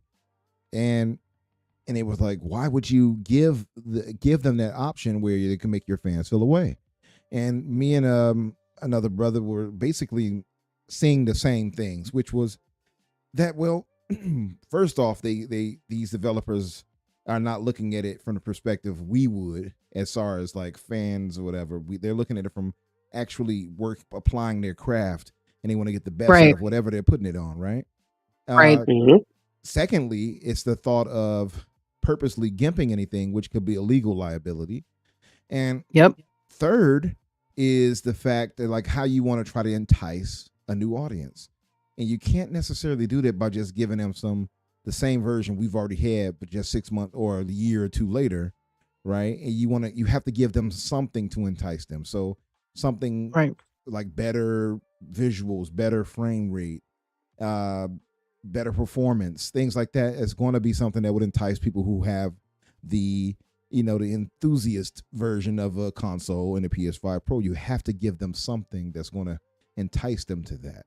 And so that all those things add up to you don't give them a half-ass product, right? And unfortunately, some of the things in it are going to be better than the Series X version. That said, it is so negligible. Nobody should be upset by this, but people are upset. So I just found it really interesting. I just wanted to really see the thoughts on it. Victor Alistine, what's up, brother? He says Xbox pretty much gives Xbox the best version being the Play Anywhere version. Next gen, the game will be auto upgraded on more powerful Xbox devices. That's right. That's a great point. That's a great point. It happens every time. Yeah. Yeah. And one of my thoughts were too was like, well, they're going to get the best versions. But yeah, but for how long? Because we only got like 2 more years before Xbox moves up to next gen, right? So they got 2 years of this, maybe at most, at best. And they're moving forward. So the next gen, they're going to be pretty compatible as far as tech. They're not going to be outdone. And then they're going to be the other options possibly of OEMs, different third-party OEMs offering, because that's the rumored plan is that they'll have third-party OEMs making versions of Xbox, or at least having a PC version or whatever they might bring the form factor of it is, and you can have your Xbox, so to speak, through hypervisors and such on that device. So you'll still be able to have like different power options and performance options because of that. So I don't think Xbox is going to get outdone going forward, even in that aspect. But it's so negligible here. Even looking at that, like look at the visuals they're showing here on the screen, and it's like you have to be sitting here as a super nerd with like magnifying glasses to be like, right. There's The more fact that you're foliage zooming here. in so close. Yeah, like come on, who's doing that? And you're driving around at 30 or 40 frames per second, I guess, depending on the mode or whatever it may be, and or if on PC 60 obviously and more. Who is stopping to look at that? Like, wait a minute, is that one more tree branch on a Pro version? Like nobody's. Is that leaf so like? Can you see the veins on the leaf? Like Right. what? Yeah, like even here, look at the quality mode there. So to call this out, the footage that we're watching is coming from Digital Foundry, correct? Who did this comparison? Right.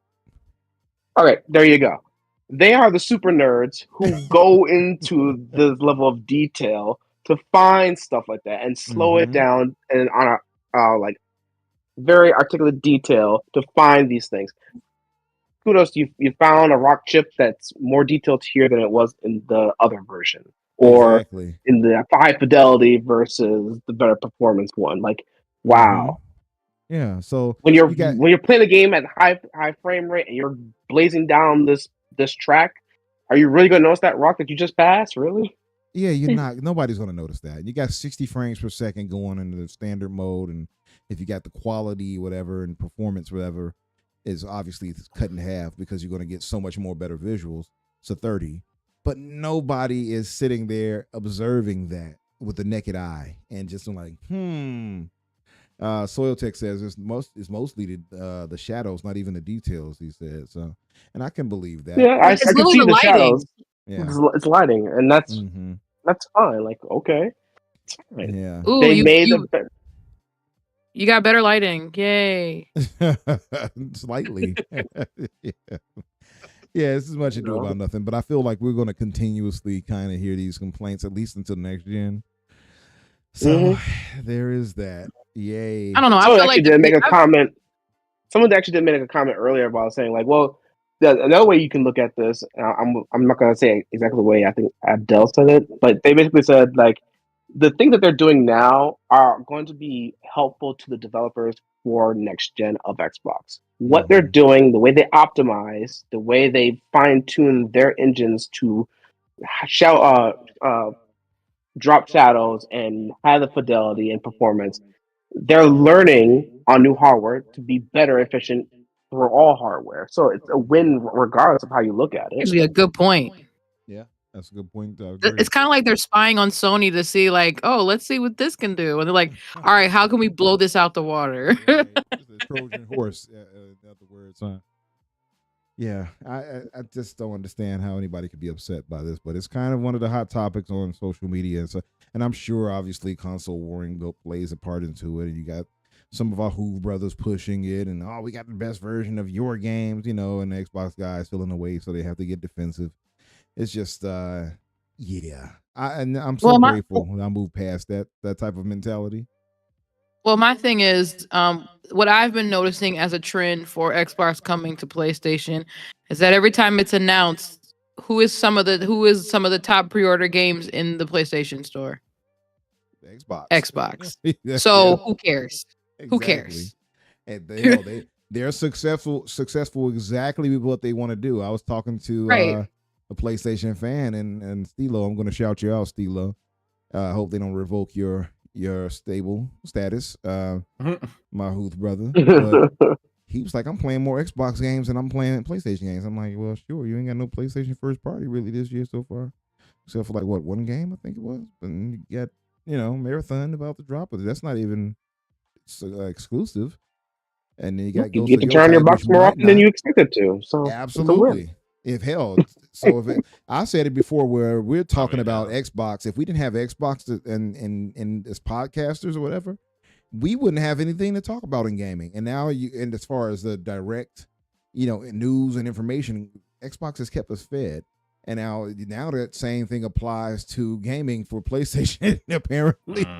So which is crazy. Board, it is insane. It's really like, who would have thought, right? Who'd have thunk it? But yeah. And anybody, Danny, did you have anything else you wanted to add on that? Because we can move forward. Nah, okay. Yeah, I'm good. Well, that's enough of that. I think we're all in unison on that one too. I wanted, because earlier was a lot of contention and debate. I wanted to see if anybody had any other pushbacks, but yeah, I think we're. I wish I had a pushback for this, but I just cannot give you one. Yeah, I can't think of anything either, brother. I swear, I'm like, who cares about this? Honestly, well, somebody cares. Mm-hmm. I just don't know why they. Somebody cares. Yeah. So yes, moving to Wrestlemania. Okay, I don't know why I did that, but I think that was my Stephanie McMahon voice. That was my McMahon voice. That was Stephanie. That was definitely Stephanie. Yeah, that definitely was more Stephanie than McMahon. Shout out to Stephanie. Yeah, let me switch this. So we got some images here. I don't want to play video because they'll probably get us for it. Yeah, they're pretty rough about that. They are. So 41 most captivating photos. Also have this one. It shows a bunch of different photos. Which yeah, you see the new 17-time champion, John Cena. Let's start with day one. Day one. Let me look this up because I can't remember all of the details. Let's see. So let me ask you guys this as I look this up. What were your expectations for this WrestleMania? Did you expect it to be better? Well, I'm guessing we all expect something better, but did you think this would be better than last year's? Because last year's kind of pulled me back into everything. Yeah, that's funny enough that you brought that up because I used to be an old school wrestling WWE fan, and I fell off for years. It only became relevant to me around that time frame when Santia started watching it. That's when I really this. I had no idea the quality of storytelling has improved this much. Because I remember seeing highlights over the years, stories are not doing it for me. I'm not captivated by it. It just seems very childish in a sense. Like there's no depth to it. But last year's WrestleMania blew my socks off. Just about the cameos, the quality of storytelling, all of that. 100%. That's for me. It was like you said, it was a long story, long form storytelling. It was because all of that. What's up, Dusty? I see you back. Wrestling today is bigger than ever. Absolutely. Look at the crowd sizes they get nowadays, and I know they're charging up the the old wazoo, if you will, for pricing for the tickets. They do. The pricing is. Oh my ridiculous. god, we were actually we were looking at the pricing Yeah. when they first announced the ticket pricing because we were like, we should go to WrestleMania in Vegas because that would be fun. Yeah. And yeah, no. Reality sucking real quick. It's like, what Yeah. the hell? How much were No, they it's asking for, literally- I wonder? I was listening to a wrestling specific podcast. Apparently, seats at WrestleMania this year were not only twice as much as WrestleMania was last year, but were also twice as much as Taylor Swift's Era Tour was in the same arena. Oh wow. Jesus Christ, And man. And look, I'll be flat out with you. Like, I don't think the show was terrible or anything. It wasn't. It sure as shit wasn't twice as good as last year. No, it wasn't. No. It wasn't. No. It was great. it was good, Not but as it good as wasn't last year. last year good. Yeah, I agree. No. Question Gray asked. He said, do we know if this is real PlayStation footage? I'm sure it is. I don't think Digital Foundry will lie about that. And it didn't look better than the Xbox Series X image, like visuals. So I mean, yeah, I don't think they would show that if they wanted to try to like, oh look, we got this and outdo the Xbox. They would have. Yeah, I think that was legit. So the matches for night one, which is a new concept for me, because I remember just all the event right there in one day. But now One day. now they can capitalize because they got the super big rosters on Raw and SmackDown, so they got to accommodate all these people. I get it. Yeah. You know, works out. Night one. I'll list them off, and then I guess I'll ask you guys what were your standouts. So the first opening match, which to me was fitting because it was such a dud, was the World Heavyweight Championship match with Jey Uso and Gunther. What did you guys think about that match? It was. I mean, I'm happy for Jay, Yeah, but it was kind of underwhelming. mm-hmm. It was one of those things where it's like you have to put the title on Jay, or you've basically wasted the last 4 years of this guy. Yeah. Like, Right. you have to give him something at this point. But on that same note, it's like, boy, you can really tell that Gunther's just so much better as a wrestler than Jay will ever be. Like, Jay's been wrestling forever, and this is the best singles performance he's probably put on, and it's still not very good. Like, he's a really good tag team wrestler, but damn, It was so weird to see it because it was like it was crystal clear that Gunther stood head and shoulders over him as far as a wrestler. And I'm like, brother, can you do any more moves than what you're doing? Even the that was a finish, I thought criticism. was the finish Yeah, even was garbage. Like, how the in the tap wasn't world great. would you tap out from that? After Like, everything I else. understand what, like, storyline wise, that was the logical thing for you to do. Right. And I almost was expecting it, like, oh, he's gonna make him tap out to make him feel like Right. shit. That's a Right. Good point. Good point. And, but the way he did it just felt like there was no effort, there was no struggle, because he did it, what, a couple times already to him, to Jay, and it's like, yeah. Mm-hmm. Well, and I but also he just said want to like be the like, way he made he sold it better. For Gunther sold it to the trying to tap than Jay doing it to him.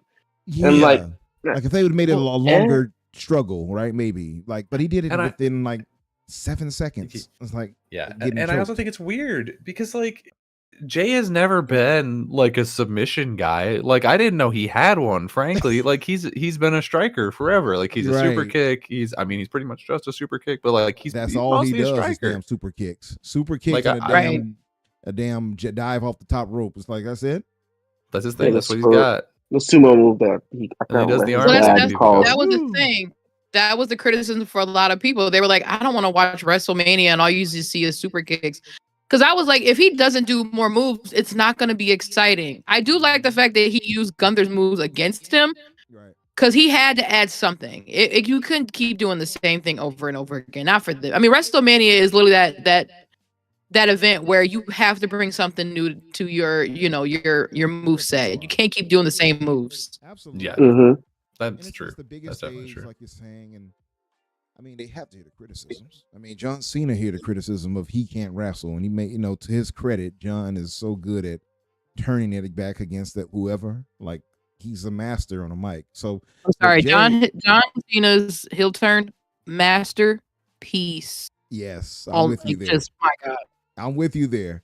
I just need them to make sure they, supplement him proper people to fight. And so far, going by Raw the other day, it seems like they're going in the right direction. It's just pure nostalgia right there. But yeah, I'll say this: I like Jay as a person. I'm pretty sure he's dope. I just don't vibe with him as a rap. And I've said this to you before, Danny. Like, he doesn't do it for me. It's always just super kicks all damn day, and it's devalued the Shawn Michaels Sweet Chin music. Yeah, I'm so sick of seeing everybody do a super kick. It's like, would y'all stop? Yeah. Pick a new move, please. He does it too much. It's just because he doesn't have that toolbox of a bunch of moves, and it's because his entire career he's been a tag team guy, and he's never taken the time to learn to like carry a match on his own. He's used to being one of at least 4 people in a match. Yep. So he just doesn't have that. And I think on top of that, it's also like, because you were saying like you think he's probably a cool guy, and I think in general that's probably true, but it's also like, I don't know, I'm starting to get really tired of him just as a person too, because every time he's doing an interview he's drunk off his ass. He was super that that WrestleMania post, oh my god, I was like, yo. The dude's lit, and he's off getting DUIs and shit, like him and his brother both. But like, it's like, I didn't know that. At what point do I have to be like, this man's got a problem? Wait, did he really get a DUI? I think he's got a couple. Him and his brother both have at least one. Oh wow, I didn't know that. I thought you were joking. And I didn't know that either. Either him or Jimmy, I forget which one, got like extra in trouble because when they got pulled over, they tried to fight the cop. Oh wow. I think that was Jimmy. That might have been. I don't know which one it was, but it was definitely. Yeah, because I just watched the interview about that, and I think it was Jimmy. Jimmy talked about how they basically were saying that they pulled up Jay's name, and they're like, "Oh, this is you. This is not like why? Like you're giving us a fake ID." Because they didn't realize. Oh, wait, they're twins. They're twins. Yeah. And he said he about to fight the cops. He's about to go to jail and everything over this. And so he said that's why they couldn't go to Canada and a few other countries for a long time. Wow. So they're keeping up the raucousness of past Samoans, because I know there's other Samoans who people were credited in the past with like bar fights and all other types of stuff where people they would lay people out. I've heard about in the past. The party never stopped for those two. Yeah, right. It was hilarious though seeing Jay drunk off his ass in that conference. I was like, this dude is gone. Yeah, he was gone. I mean, it's funny for us, but he was like, gone, but still in character, which was made even more funny. I think his character's just him. Yeah, right. Like, right. He's just doing himself, but with he's just doing himself constantly. It's just me, use as he would say. But yeah, I'm sorry about that. I'm sorry I made that pun. But I mean, obviously you'll get some classics like him and Cody, for instance, when he was like, and all that. Like, clearly you got some funny ones that come from it, right? And he was like, I think he's saying he begs your pardon, or what did he say? What did he say? Cody said to him, repeating what he said. I forgot. But y'all, you all know what I'm talking about. But he's like, are you feeling him? Oh, that's what it was. Like yeah. Are you feeling him, ma'am, or something like that, or sir? Madam, do you feel him? Right. That's it. Madam, do you feel him? Yeah. Cody's an idiot for that. That was funny. But yeah, so like what would you all rate that match? I guess a quick rating and I'll move forward. If you had to rate it from 1 to 10, what would you give it, that match? 6, maybe? I was gonna say I'll give it a 6. Okay. I was gonna go lower. I was gonna go like a 4. I think it's just a bad match. Yeah. I was gonna say 5. Well, I mean, 5 and 6. Are we only going based on just day one? Then yeah. So far we're on day one, and I'm gonna move. We'll skip a few. I'm gonna go to the bigger matches, I suppose. But yeah. Because next up is we have the World Tag Championship, which was New Day versus War Raiders. That did nothing. Oh God! We can skip. Genuinely pissed that the TLC we just call it what it is.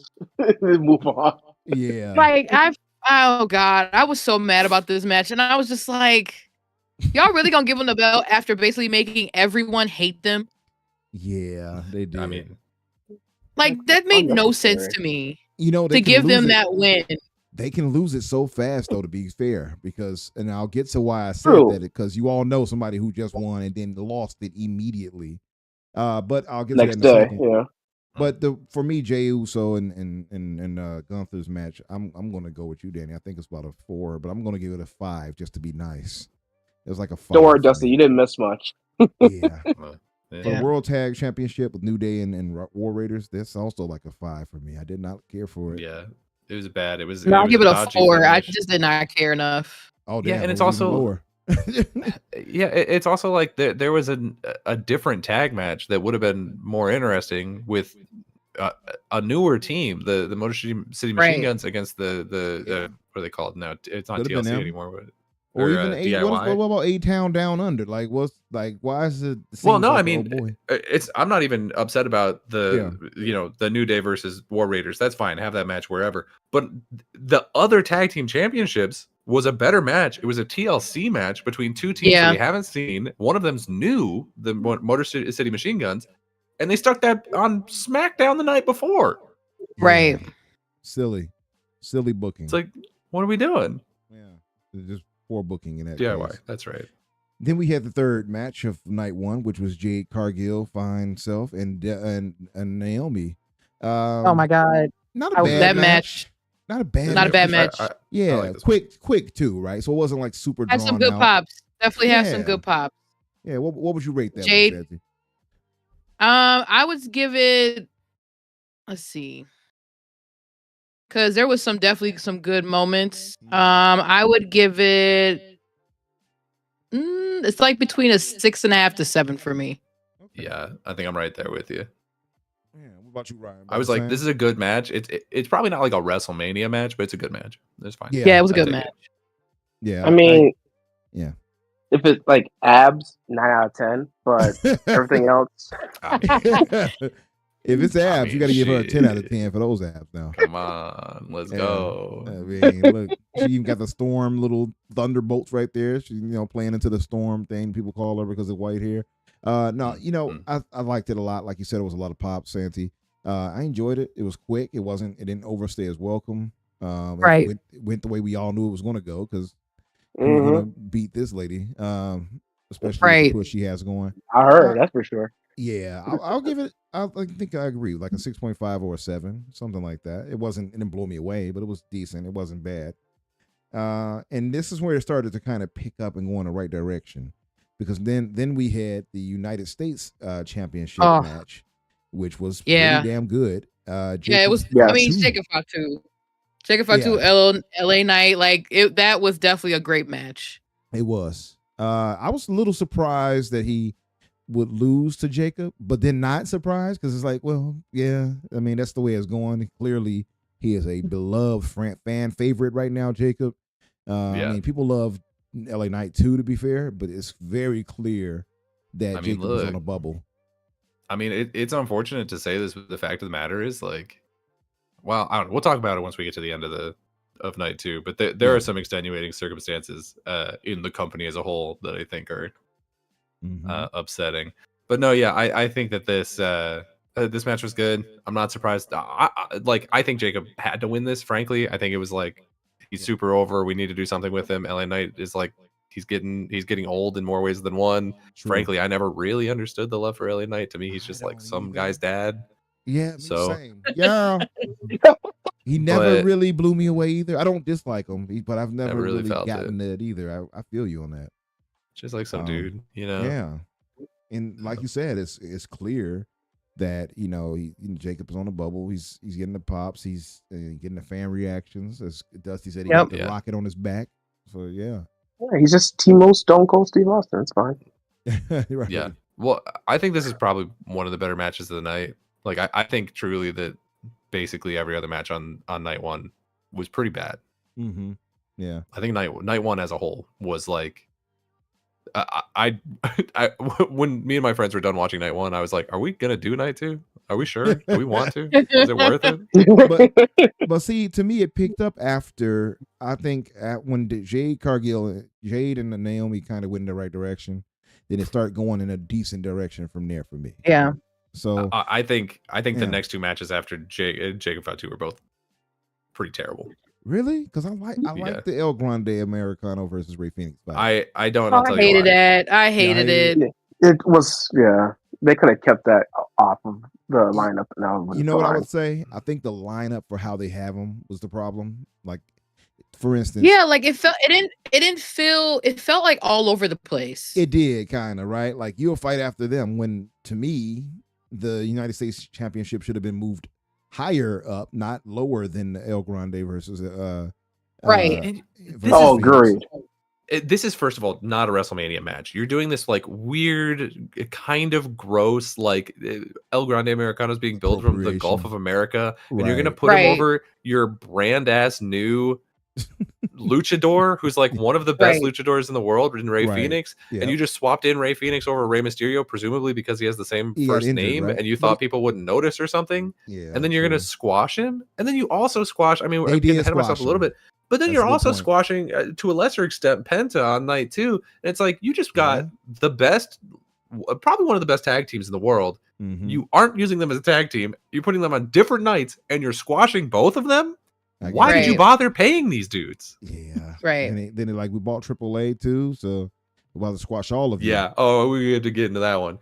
Because every WrestleMania, like immediately after WrestleMania, I guarantee it, give it a couple weeks, there's always a wave of layoffs, because the WrestleMania is like the end of the season, and then afterwards they look at their books and they're like, who do we not need anymore? Who do we not need for, season 42 or whatever, right? Yeah. So every single year there's these layoffs. They just bought a whole ass company, and the guy in charge of it, in charge of the financials, Nick Khan, he's the most slash and burn guy you've ever seen in this industry. The post WrestleMania layoffs are gonna hit like crazy this year. I promise you that. I got a few who I think might bite the bullet. I saw Karrion Kross. He did a bit of a. They've already fired his ass twice. Oh, God, I mean, come on. And then he What are we dropped a doing? They're bomb not when really he said he utilizing wanted to- him. His Yeah, character is like so boring. Yeah, I mean, they're not using them right. I would agree with that. Even the match with Logan and Paul and AJ Styles. Oh God. That was so weird because of how they let it end with him coming out there. Just do this. Just trust me. Hit him with. It's like, what? Who wrote this part? Right. It was just very- so random. It was Mhm. very random. Then we moved up to the WWE Women's Championship, which by the way, I still dislike. I don't care for the current WWE belt design. I'm hoping if John does take it home with him, they bring back the Big Eagle or something. yeah. But Well, I they just also officially, dislike they just They now retired officially retired the Universal. The one. Universal. Yeah. Yeah. Mm. So, which was the one that they had like merged with the WWE Championship to make. Yo, I see. Charlotte beat the hell out of Tiffany, man. Her She did. face. She did. She lost like a whole tooth. It looked like I was I like, thought damn. she lost the it tooth. looked like I thought it. I was going She- crazy. It looked like, but she didn't. She Yeah, didn't. she went on socials later and was like, "Nah, hey, I got all my teeth." So, but it Okay. sure as hell Okay. looked like she lost a tooth. I'm with you. Even on the image here, it looked like she it's chipped off or something right Oh, there. it looks rough. Mhm. I don't know what happened to it, but she was Yeah. definitely like, "I promise, I have my teeth." So, Okay. It's like I she's was like, we I know was the- like, is Charlotte like? Did this get really personal for real? Because Charlotte was beat her ass. dude, and Right. here's the thing. Same. I was watching this and like I was watching, pretty much every Raw and SmackDown leading up to WrestleMania. I don't always watch like every week because there's a lot. But I was watching with people who don't watch every week, who pretty much like we all get together to watch pay-per-views. This match, I swear to God, we had like 4 people in this room who were having the like, I don't know which one to shoot. Like they could not tell who was who in this match. These two look the same. And frankly, I don't really like either of these people. Charlotte Flair is extremely talented. I'm bored of her. Tiffany Stratton, I'm sorry, I just don't. It's the same thing as with LA Knight. I don't get it. I just don't understand what the hype for her is. Not only that, Like, yeah, she's I didn't really care for Tiffany Stratton either. I just wanted her to. Nia Jax was pissing me off, and I was like, please just take that belt away from that lady. Oh yeah, for Tiffany, sure. with her, I don't see the interest in her like that either. Also, I don't know. kind of man. green. I think she needs more training because she doesn't really surprise Yeah. like wow me in her wrestling skills. I don't think she was horrible, but it No. was very clear that Charlotte was very well outclassing her as far as Yeah. actual ability. It was clear. Yeah. It was like Gunther versus Jay to me. It was like you could see Right. it. Dusty said she was better in NXT. Yeah, maybe I think got she was called up definitely too better. soon. She was definitely booked better in NXT. Like there was more. interesting storyline things going on with her. Whereas Mhm. I don't know, man. That's not an uncommon story. A lot of people move up from NXT and then it's just like we fumble who this character is. Yeah. True. Dusty said that the same with Charlotte going off script then make things easier. Yeah, I saw that No, too. Where she absolutely did not. the Stephanie Vaquer little move and all that, and I'm like, that doesn't work because you don't have much of an ass. You're gonna. Sorry, I'm sorry. Well, the Alright. thing is, I kind of You call it understand. like you Damn. see it.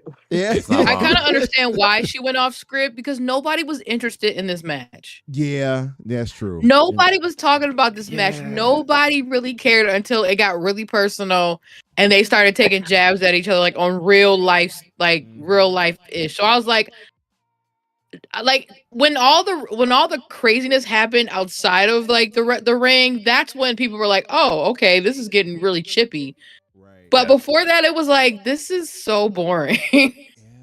Mhm. And it was like the audience is clearly against Charlotte. And by the way, like just to your point, like who to shoot, because they did one of the first things that caught me was like, why the hell are your colors that evenly matched? You all look like you Yeah. could be a tag team. Same thing with Right. with El Grande, Americano, and Ray Phoenix. It's like you all have them the exact same colors, that burgundy, reddish, and gold coloring. Why? Yeah, I could see I could see that. I think it's less there than it was in this match, but I can definitely see what you're talking about. Especially because Yeah. I feel because Ray Phoenix is like new, so I imagine a lot of people Mhm. watching are like, "Who is this dude?" Because like Yeah. I mean, he was big in AEW and he's been big in like Mexican wrestling. And he's wrestled in Mhm. Japan, but like most WWE wrestlers don't seem to like watch outside of WWE. Yeah, So this I new would guy imagine. comes in and it's just like, "Who is this man?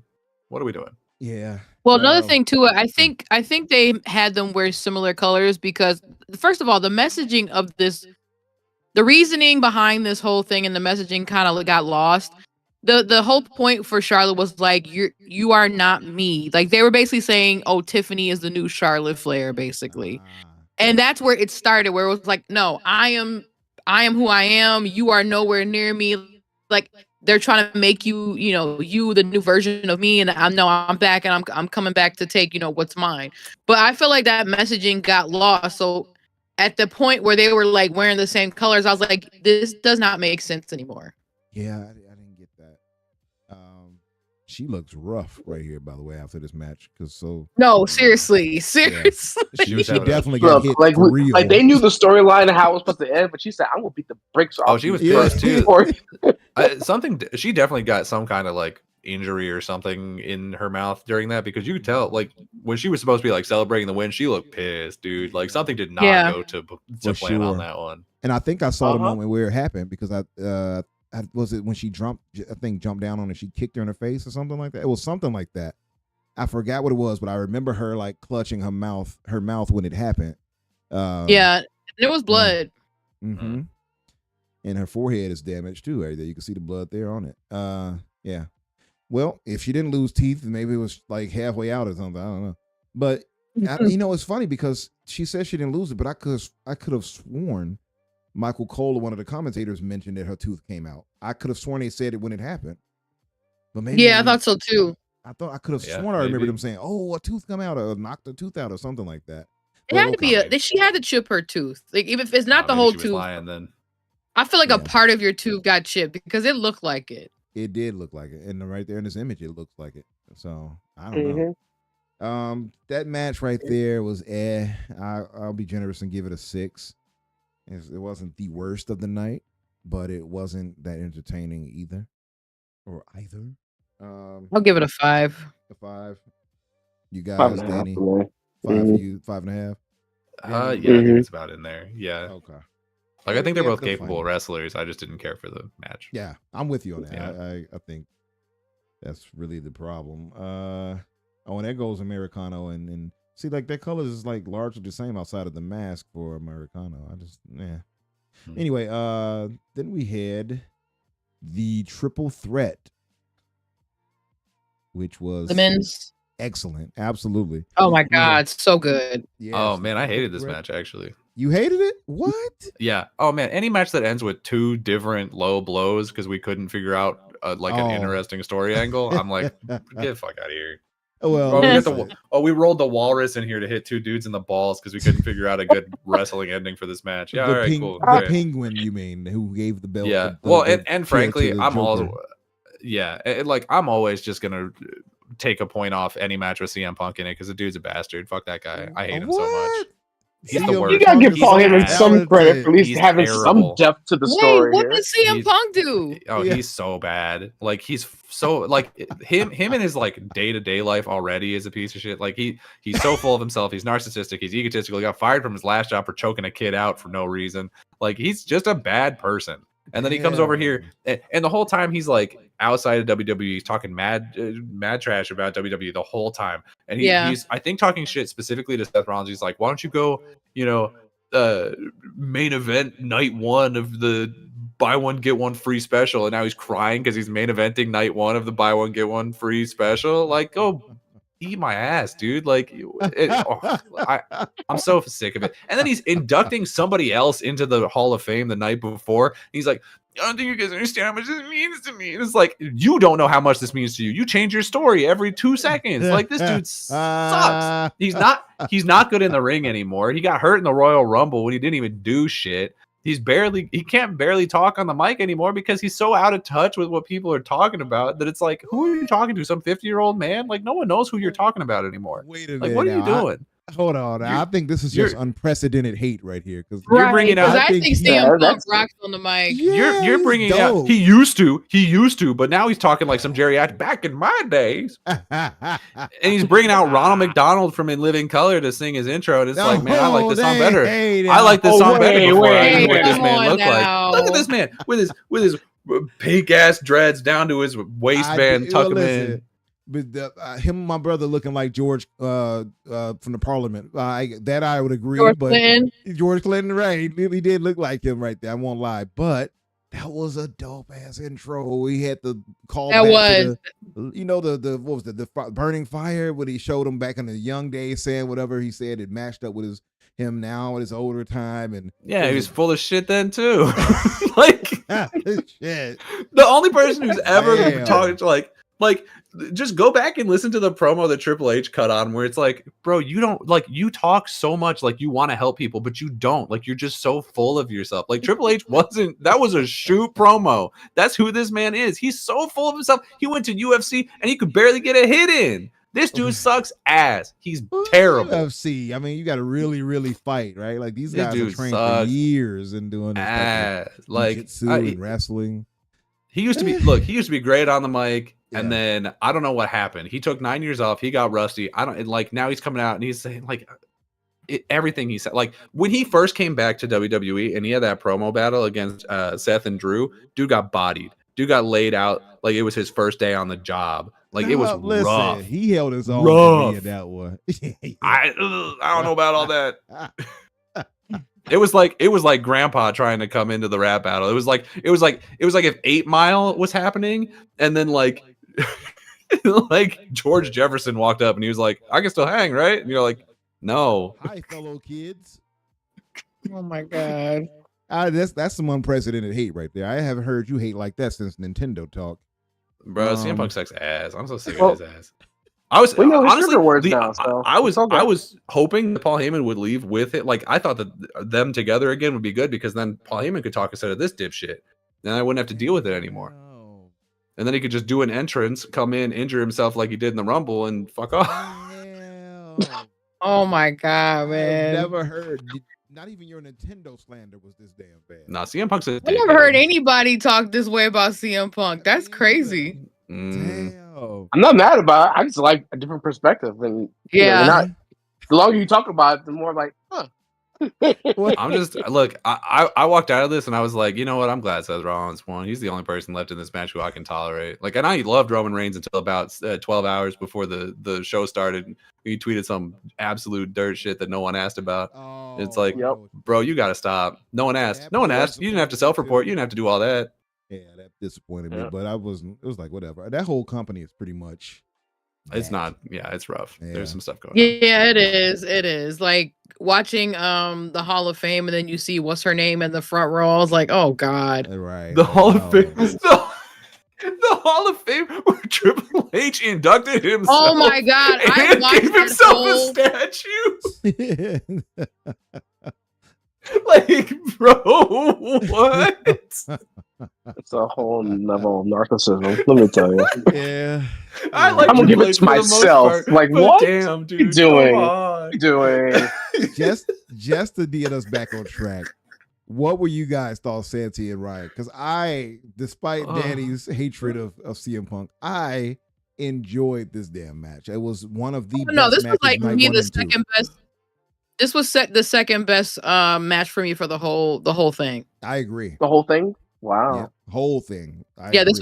this was number 2 for me for the best match of the whole thing. I bet I know what number 1 was, and I probably agree, which was night 2 opener. Yep. Yeah. Yep. We'll get to that. That in a second. match. Yeah.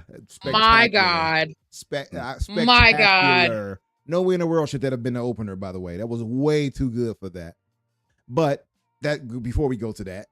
Funny, but the thing is to kind of go off Danny, funny point enough that CM Punk actually agreed that should have been the main event. He actually said the women's triple match should have been the main event. Yeah, but he only said that because he knew it couldn't be him. He only said that because he knew it couldn't be him. Even when he gave That's credit it. to them, you still hate on him. Damn it. Like, no, I don't believe him. I don't believe him. He's full of shit. He's Get like, him out of he's here. lying. He knew he wasn't eligible, and he was like, "Oh, I better make myself look good." Damn. I see you. I'm watching. What were you guys? White thoughts knight of ass. the triple threat though. What was your takeaways? Really good match. Oh, for the women's? No, for the men's For triple this, threat. the men's. Oh no, the women's went great. Women's went great. He made Love sure to that. back up from that. Like, no. Yeah, I look. We didn't have to have 2 low blows in the women's one. That's all I'm saying. I'm leaning to 6.5, possibly 7. For but the men's I'm triple being- threat. Oh wow. Yeah. No, I'm 6.5. giving it I'm getting 8.5. Yeah, I'm more toward the 8.5 to 9 myself.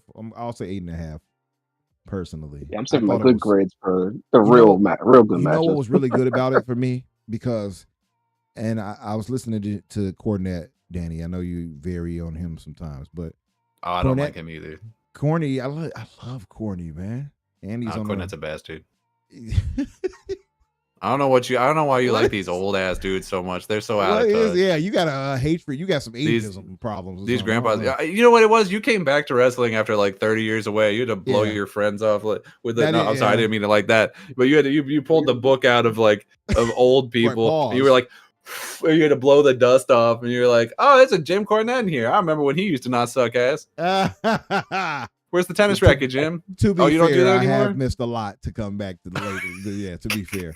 So maybe I'm missing some context. But Corny, I listened to him in what's my man's name that's on the podcast with him? I forgot. I don't know. I forgot. Starts with an M, I think. Anyway, he kind of broke it down in a decent way where he was talking about how, and I agree, like the flow of the match was really well done. The pacing was really solid. They pulled off good moves on each other. CM Punk, though he is older, and you can kind of see it in some ways, still managed to do what he needed to do. The go to sleep. I don't know how he does that go to sleep because it's actually hitting them if you see it. I don't know how they're not getting hurt by that thing because it looks like because it looks like because the go to sleep is going at like half a mile an hour. Are you kidding me? He says it's going too slow. I've been hurt. I've been hurt worse bumping my knee into a coffee table than that thing looks like it. I think every time. I swear to God, like we were all sitting there. I was sitting there with like 6 people. We were watching him hit the GTS like 6 times in the same match. He did, and we were like, is that still a finisher? Does that look like? I don't know. That don't look like. I think I've seen normal punches that look like it would hurt more than that. Slow though, I still would think a go to sleep would still hurt. Right? I've seen people sneeze hard enough that I think they give themselves more whiplash than that thing's going to give them. Like that's damn. This is some unprecedented levels of hate here. We're gonna have to move on because this hate is gonna keep going. You know? I swear. I just think he's so old. Like I don't think he can get his knee up high enough, and like now he's also short because he's shrinking because of the age, and so I think he can't reach the head. He's shrinking. I think it's like I think he's shrinking. Anyway, but the next match. No, those guys are just big. Both they're big. They're Rollins big and dudes. To be Reigns are fair, big dudes. Yeah. But you can see CM Punk was never a big guy as far as even muscle. Like this is the biggest he's ever been, muscle wise and such. But no, I love the move. I mean, I think it still looks pretty damaging, even though it might be slower than it used to be, and he still struggles sometimes to get them on his shoulder. You can see it, obviously, but they're heavier, he's his legs are probably not as strong as they used to be. But I thought it was really well paced overall. It wasn't any of that. Like Cornette pointed out, it wasn't any of the little fake, little stupid, let's do double tag team moves with each other. And even when it came to a point where they would do that, where Seth was offering him to basically powerbomb him through the table like the Shield used to do, he's like, he had to like, he played into their storyline of what they've been through, and Seth and Roman had to like psych himself out of it and get out of the thinking of teaming up with him, and slap them away, powerbomb CM Punk, and then powerbomb Seth. I thought that was so well done. And then of course, now there were the 2 shots, but who would have thought they would go back to back like that? Nobody thought that was going to happen. I thought it was pretty well paced and plotted out. It seems to play out. It played out really well. The match did not overstay its welcome, and right.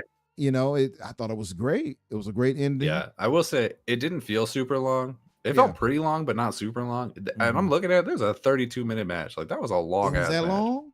That was a long ass. See, match. that's the good. And that goes to show you that's how entertaining it was. It was. Yeah, I think 2 of the 3 of them are pretty entertaining. Yeah.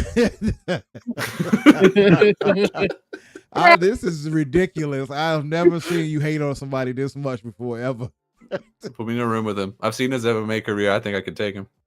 There was. I will say though. Point. Yeah, go ahead. I'm sorry. I will say though, the low blow to CM Punk, I was not expecting. The one where Roman was like, okay, I could see this. I was like, okay, he's gonna do it to Roman now. But the first one, I did not see that coming. I kind of did. Wait, when he got behind him, I'm like, why is he behind him like that? But when he did it to Roman, I'm like, surely he's not going to do it to Tribal Chief. Yeah, no, I could see he was like, right, that's what I thought too. I was like, oh, he about to low blow him. He gave him a crazy low blow too, by the way. I said he around the world low blow. Yeah, that was the weirdest low blow I've ever seen. I was like, he did the windshield wiper, windshield wiper. Yeah. I'm like, was he trying to get a feel of my man's junk? Like, what is he doing down there? My man was doing Karate Kid in there. I swear, he's down there like retooling him or something. I'm like, what you doing, Paul? Sometimes you just gotta check. You gotta check for lumps. Well, he's just helping a brother out. Like, my god! It was maybe weird timing, but he just wanted to make sure it wasn't. Want to make sure there wasn't any torsion going on. That man did like a rotation of the arm, and I'm like, why do you get your arm from beneath my legs like that? I don't. Yeah, I wanted all 61,000 people to see that. Like, I always thought it was kind of weird that like low blows in WWE are so often like they're not hitting it with they're hitting it with like their elbow almost. Like they're going all the way in. They're like shoulder deep in there. Like it's weird. yeah.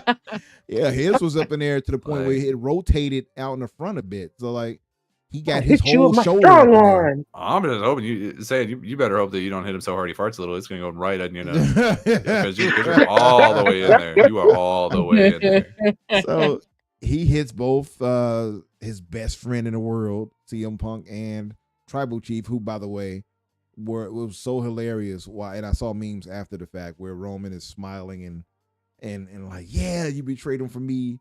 What is with those? Yeah. What is with the teeth, the veneers? Roman's teeth he got veneers. Blinding. Yeah. Oh my god, man, those are definitely veneers. Oh, yeah, they're definitely veneers. I've sort of gotten used to them. It was very off-putting. But there's a lot going on.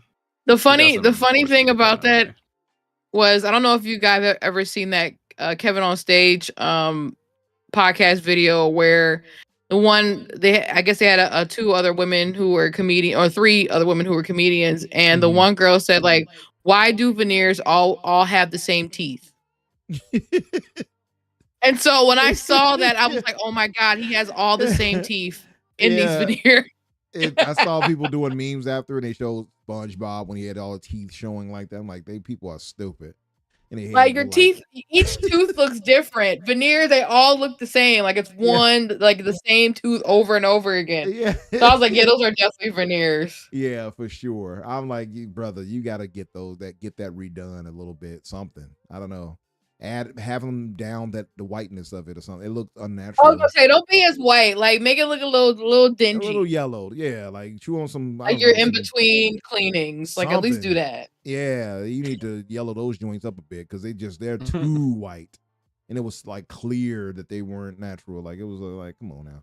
I'm sure over time it'll adjust, but right now it looked ridiculous. And were his teeth bad before? Because I never noticed the teeth being bad. I don't know. He's had the veneers for a while, but he usually keeps his mouth pretty well shut. I think when he first got him, it was crazy. He was walking around with horse teeth. I think he has grown into them a little bit. Is that the case? But yeah, I swear I thought they were new. Maybe I'm okay. They're newer, but I think it's had them like maybe a year now, something like that. Oh, okay. Yeah, I guess it's maybe the way he properly kept his mouth closed, like you said, and didn't really display it. Maybe he's got usually like a scowl going on. He doesn't really like smile. Yeah, he doesn't smile though. That is yeah. Usually he's scowling. That's true. But that said, I think I agree with Santi. It was about an 8.5 for me this match overall. Let's move to night 2. And okay, so night 2, we had Randy Orton. Was that the opener? No. For night 2? No. No, night 2 was a triple match with the women. Triple threat. That's right. Why does it have it listed like this? For the best night of the best match of the entire. Yeah, this was hands down the best match of the whole thing. Yep. Like, Bianca, that woman has been really like in her bag with working out. Cause my God, this is the best she's ever looked. Oh yeah, the girl is swole. Her abs, I was like, you literally on par with Jade right now. Literally, I'm like, I didn't know she was this buff. That she is literally as cut as Jade is, in my opinion. I will say I genuinely am surprised that Bianca didn't win. I thought that was the direction this was going. Is I thought that after Jade ran through Naomi like a snowplow, that the next angle was going to be her versus Bianca for the title. Yeah, it's like I think Bianca's involved with all the whatever going on there too. So I think so a lot of people are thinking that. But I don't know. I don't know if she is, but if she is, I can see it. But I knew Naomi was the one who did it. Like I literally knew it before she came out. Like, I knew it I knew it for a while. She was the one who did it. I thought they played it out pretty well when it did come out, and she was like, now she's you could obsessed tell, with crazy girl or whatever. I love how she's playing it out. She was slowly turning with the whole her and Bailey going after the belt from Nia. She was slowly turning there. Like, she had little moments where she just would make these expressions where she was really getting frustrated that she either kept losing the belt because of Candice LeRae or because Bailey kept beating her. And when the whole thing happened, I was like, oh my gosh, she did this. And the thing about that whole, I didn't like the way, her going heel, she's killing it going heel. I just feel like the way it happened, I don't know. I feel like the justification is too strong for me. I will say though, I feel like it made more sense if she basically was like, well, I got sick of not being the third wheel, but I got sick of losing. Because that's exactly what it was. Because I'm like, how are you the third wheel when you are literally the only, you're going after the women's belt, the championship belt. You are having these matches where you could win it. I don't understand why you feel like you're being treated as the third wheel when you were doing your own thing and you were literally going for the women's championship title. You just kept losing. And so that whole thing, it was just like, okay, you did it for Bianca, which was so funny that they did that. Because I was like, as soon as she said it, I was like, oh God, here we go. I did it for The Rock. I did it for The Rock. I did it for the people. I was like, wow. It's like, we're doing this. But I just didn't like the fact that you're calling Jade a snake. Girl, you literally took her out. Who is the snake? And then you're talking about fake loyalty. And I'm like, so you were fake the whole time because you didn't like this girl. So it was just like, you But calling you know Jade a what, snake though? does not make sense. But it made so much perfect sense for her to have this in this irrational hatred, right? Yes. Like I've Yes. seen It people act made like sense. this. Yeah. And because But the thing is, like, she you were thought just she had this friendship with her and she felt like she was being sidelined. I thought that made so much sense because I've seen people get jealous, right? So her jealousy of being Yeah. replaced and all that, I thought it played out pretty nicely, honestly.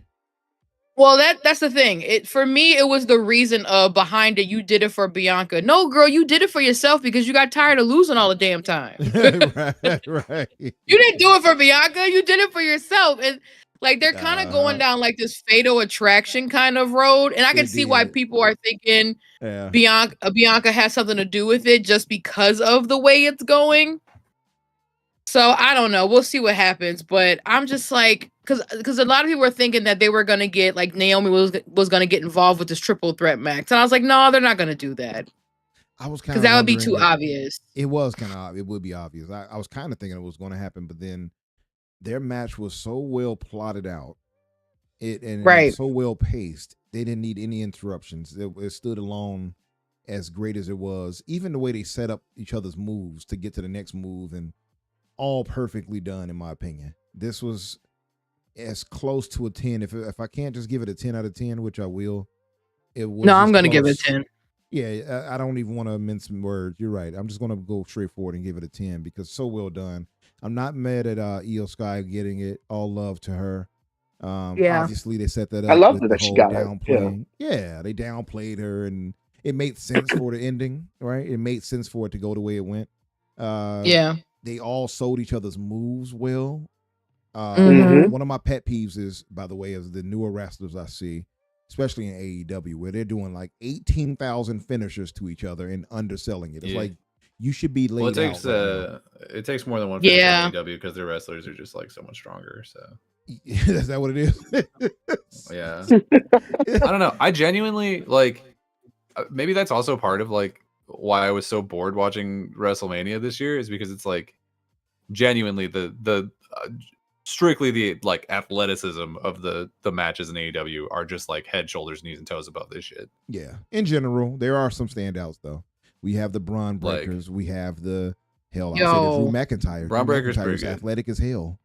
He's good. Braun Breaker, I'm glad they finally let Drew McIntyre get something. They've been treating that boy dirty for years. Drew is about what, 6'7", something like that. 6'6", 6'7", something like that. Dude is He's about 280 something.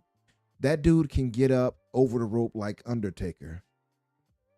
I'm sitting here like, this dude is athletic as hell, and he's big. I love he's not Braun a small Breaker. dude. Braun is my if we're talking about ever who since needs to be the NXT, face, he needs to be the one of the people going up like Jacob, in my opinion. He's that good. Yeah, same.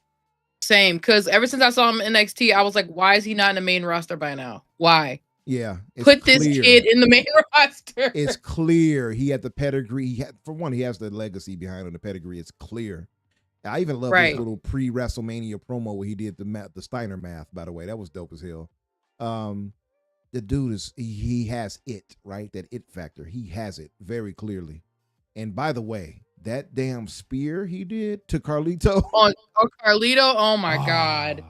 I was like, how Carlito is like alive or not, like his ribs aren't broke.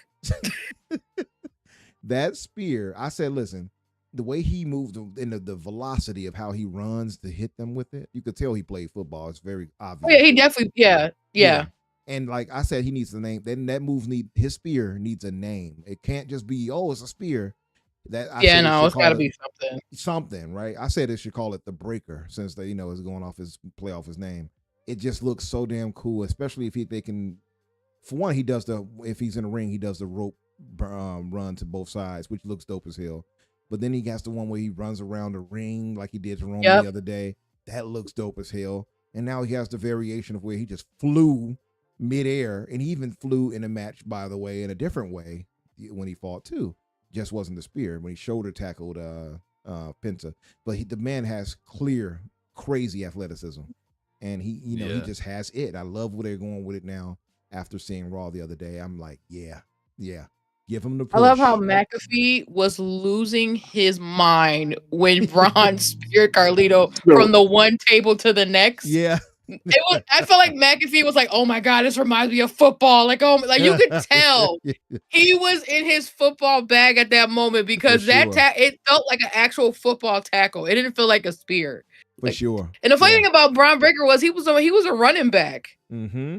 So he wasn't like a defensive lineman or anything. He was a running back, so that's what makes it even better. Is that he is literally tackling these guys like he's playing football, and the energy is just so good. The energy is there, and and he has to be still safe about it. So I mean, but he hasn't always been, because even when he hit speed with it, I'm like, that hurt. I can tell that hurt. And even when he did it, he landed halfway on his chin and jawline when he did it. I know. You couldn't tell me that didn't hurt. I'm like, it hurt for sure. Right. He ran off both ropes too with full speed, smashed him down where your body weight went down on his head a little bit. That hurt. I guarantee it. And I've been tackled before I played football. I know that hurt. I don't care what anybody says. That was a fine. No, that hurt him. Man. Speed himself is just super athletic and tough. But I'm surprised Speed didn't have a broken jaw. Yeah, the way he hit him and smashed him into the mat. Like, that had to hurt. And the only one that outdid that spear on Speed was the one he did on Carlito. I'm like, they got to give this dude a name for that move. It has to be a name. Like, you got the gore. The spear itself is credited to Goldberg, but they have to give him a name for this to me to differentiate him. That said, let's get back in order. Okay, so the women's match. We're gonna probably have to speed some of this up at this point. I think we do. Yeah. So the women's match, triple threat, the best match. I'm thinking we're all in agreement. Everybody is including the chat. The best match of WrestleMania 41. 10 out of 10. Then we had the Sin City street fight. I mean, it was underwhelming for a street fight. It was a match. I'm just glad that they finally gave Drew a win. It was a match. Right. That's the silver lining of that match. Yeah. I really hate the street fight. I hated the fact that they keep calling these things street fights, and they're not. Like, we grew up in the Attitude Era where a street fight was a street fight. Fact. It just feels like, I have the option of using tables if I want to, but it's not a street fight. I wish they would stop calling it. Mm-hmm. I agree with you there. It was very, like, they had the tables, like, cool, and they did it. I thought they did it decently enough how they used them, including having Priest try to do Undertaker's, walk the rope move and then getting pushed off. So that played off pretty nicely. I'm not mad at that. But you're right. That was not a street fight. We come from the Attitude Era where they're actually using, all types of objects and things like that. No, they were in grocery stores. Yeah, right. True. Yeah, they were fighting in the back. Booker. That's true. Yeah, it was more or less a hardcore match, right? So this is not that, but I get that they're still in this kind of PG-ish era. They don't want to quite go that way anymore, I guess. But yeah. I didn't think it was a bad match. I just, like you said, it was underwhelming, maybe. Huh. I did love, I posted about it, I did love Drew walking out with the Doomslayer drip. That was pretty dope. Yeah, cool. That was hilarious. I was like, Microsoft is amazing marketing. Yeah. Yeah, great marketing. What's up, Bushido? I see you. He says, does Hulk Hogan still have the title? Oh, God. He probably thinks he does. You ask him, he probably say yes. Yeah. That's not gonna work. That's not gonna work for me, brother. He might have something. He get the title of the most disappointing wrestler of all time. It's so sad. Might have dementia. About that. Right. It's sad thinking about that though, because I know all of us loved Hulk. I grew up on Hulk. I was like, I am a real American. All of us loved him, and then to find out this is who he really is, it's like, damn, man, horrible. It's sad. It's like, damn. Did you see the sign from Raw somebody made to Hulk Hogan's afraid of unions?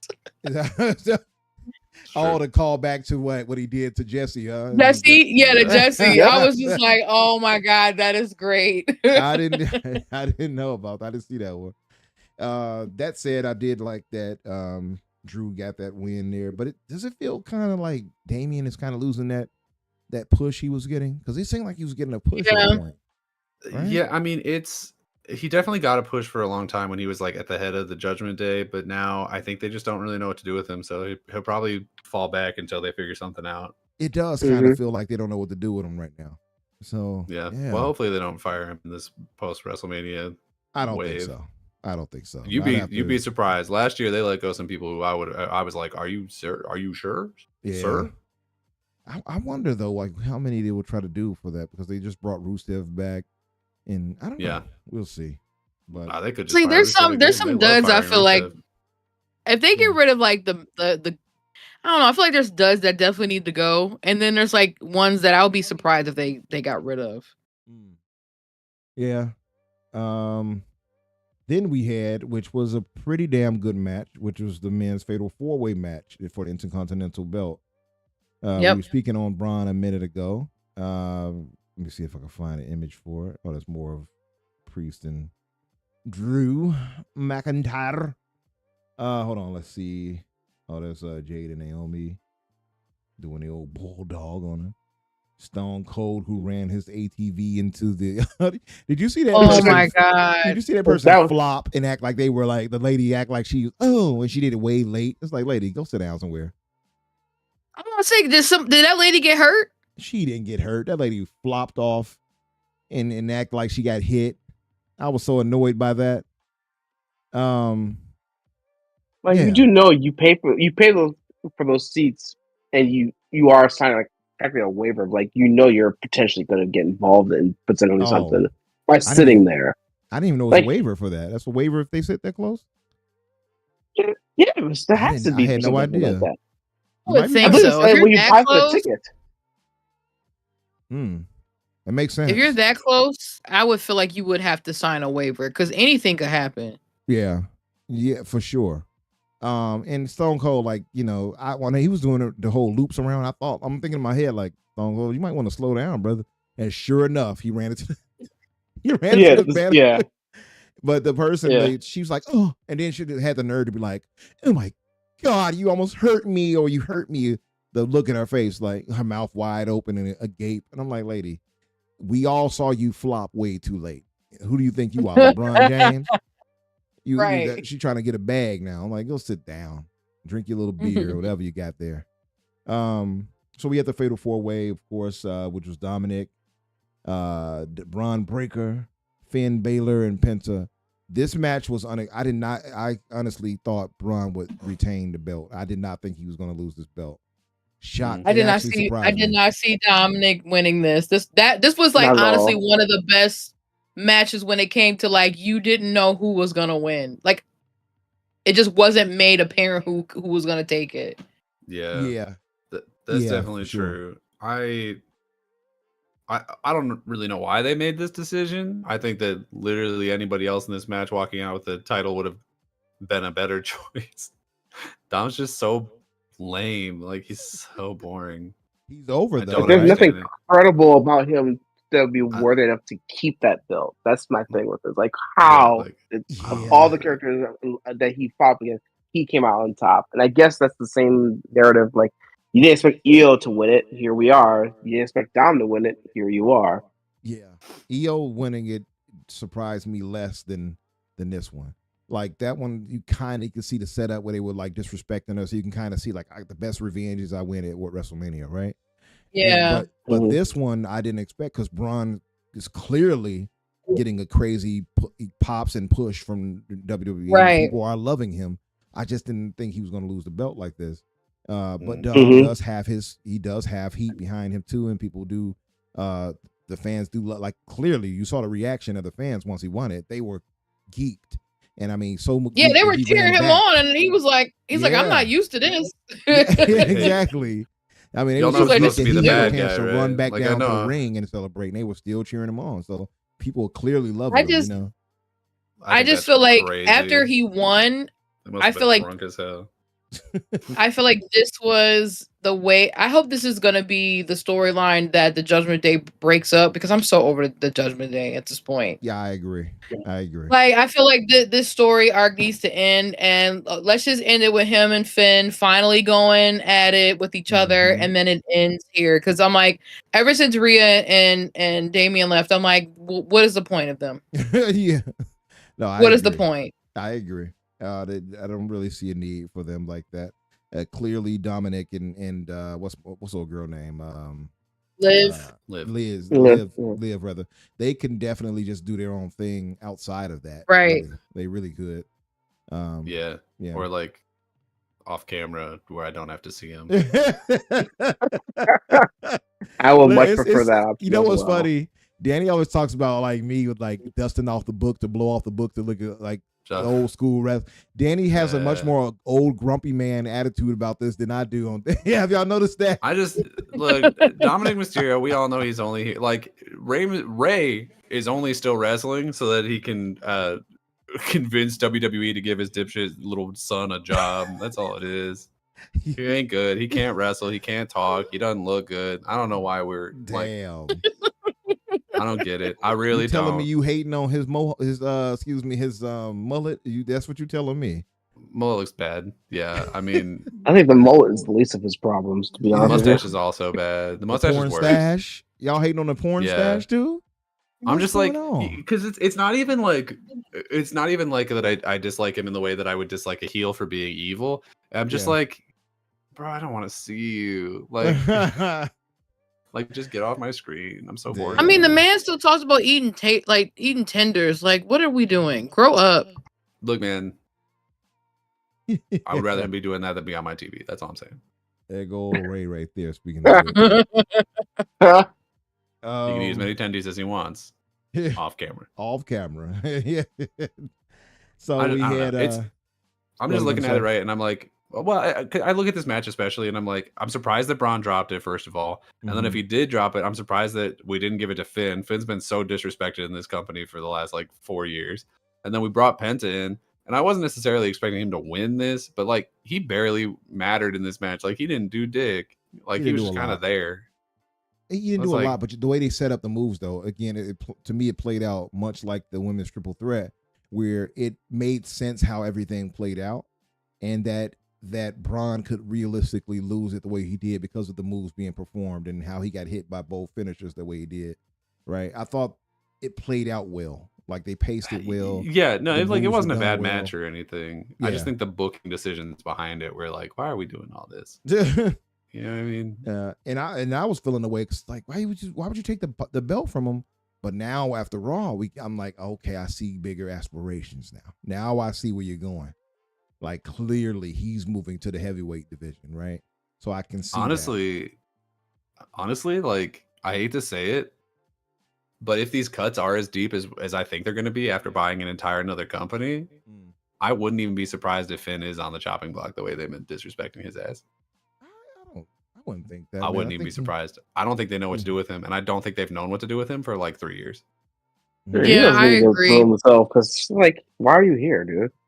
Like I feel bad that he's there. Him and Shinsuke are the two people where I'm like, go anywhere else. Go to Japan. Go to Shinsuke for sure. I don't. yeah. even Where I'm care for like, him much I'm like, anyway. you're He really doesn't- good wrestlers. Go anywhere. Go to TN. I don't care. Shinsuke like, obviously, doesn't wow me like- one bit. Actually, is he good? He's really Because- good, but you wouldn't know. You Oh, wouldn't know it okay. from this. Yeah. Yeah. When he was in Yeah. NXT, dude was a legend. Dude was king. Oh, okay. I missed a lot with the NXT things. I'll say that. And then we had Randy Orton versus Joe Hendry, who showed up as a mystery opponent. We were speaking before this happened on my on the Discord here. Myself, Dusty, and other people, and we were saying like, who will be his mystery opponent? And I theorized which one I think it came to be a pretty popular fan theory, which was Rusev, or that maybe Kevin was lying and he wasn't really hurt. Pulled a Mark. I was Henry thinking that was- too. Yeah, That was was- my theory. I was Made thinking it was going to sense, be. right, that it could be that. Yeah. I thought it was going to be Nick Aldis because he took that RKO right at the end there. So I was like, oh Mm. yeah, Nick Aldis can wrestle. Why not? Yeah, I can see that. But then they brought in Joe Hendry, and I was like, here it is. Here's that meme. I believe in your Glad he's here. victory. Cool. It was a Yeah. throwaway match. It wasn't bad. It was just Yeah, it was like fun. It was funny. 3 minutes long. They brought this guy Yeah. in from TNA and they squashed him, and it's like, Yeah. yeah, all right. I mean, like, it feels a little disrespectful, but at least it was like funny. Sure, Yeah, why and he not? did get his, It he did is. get a moment I to will shine say in WrestleMania. this to be match fair. is probably the most memed that I've seen post WrestleMania. Like Yeah. I go back and still watch clips from People this comments and the do too. reaction videos because it's how funny it is. Like I don't Right. even. This is the first time I've ever seen or heard of this person. And then when he came out and everybody just lost their mind. I'm like, what is They were happening? hyped. Who is They this were hyped as hell for him. Backstreet Boy meets wrestler person that just popped on my screen? You know what's crazy? You wouldn't think it, but I saw a video on TikTok. It was a little black girl, and she knows the whole shtick. Like she does the turnaround like he did, and she was singing it with him. And I mean, this girl couldn't be any older than maybe 5 or 6, and she was like, "I believe it, Joe." And she turned around doing a move. I'm telling you. As soon as It I is. heard the music, I was like, oh my God, I know social media is losing their shit right now. yeah, for Because sure. I got introduced to him because I would see people post a gif of him turning around. I'm like, who the hell is That's this what Who same is dude? for this me. man? Like, I'm like, who is this? What are we And then doing? I started watching him. I no. saw him pop up on NXT and stuff like that. I'm like, this dude is actually kind of charming in his own way. Like, I mean, started to like I him. was relatively happy to see him. You know, his music hit. I stood up to go get some pizza, and when I came back, the match had been over for 3 minutes. yeah. So, By the way, Randy being so great, like silly with it to do the whole turnaround like he does, but does his pose was hilarious. yeah, You can see on the it was internet. Yeah. pretty good. It was pretty good. That was funny. That was Yeah. funny. Just for him to do that turnaround and to get like ransacked, it's great. Oh my God. I actually posted that in my work Slack channel the next morning because somebody posted, me thinking about WrestleMania and then realizing it's Monday and I have to work. And I posted that. yeah. I had my coworkers dying. I was like, oh my God. But yeah, no, that was funny. And then I think I saw somebody when Randy did the pose, they put that to like some 90s sitcom music. Oh, yeah, I I was can like, see that. I wow, can this see is that the now. most Now that you're mean. saying it, yeah, I can It's hear like it. this is the most mean moment. But no, it was a good moment. I really enjoyed it. Yeah, Just for a different perspective of like compared to all the other matches, like it was just the most out there. Like, okay, I was not expecting this. This is Yeah, actually that had the biggest hilarious. pop. That had I the don't biggest pop. expect this character to win at all, but it's still funny that he came out. yeah, for sure. Also, too, I knew when Randy picked him up, was like, "Oh, let me give you a hand." I'm like, he's about to give you another RKO. So, Right, he right. sure enough did. Yeah, I mean, it wouldn't be Randy if he didn't. Mm-hmm. Then we had, I'm not even going to highlight this. We had the AJ Styles versus Logan Paul match. Listen, I'll say this. Logan Paul is growing on me as a wrestler. I actually appreciate him wrestling skill wise. I think he's pretty decent.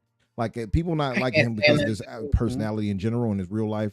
I know he's trash probably in real life, but the man, I have to give him credit as far as ability in the ring and his athleticism. I will Also, agree I with love that. him. Like you strip away all the other nonsense and just look at him as athletic wise. He's doing some actually unique stuff that I can appreciate.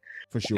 But unfortunately, it's like drowned in this deep sea of bullshit that he has attached to his name and presence that nobody cares. Right. It's lost in a Japanese forest of other Oh nonsense. my god. Oh, you ain't right for that.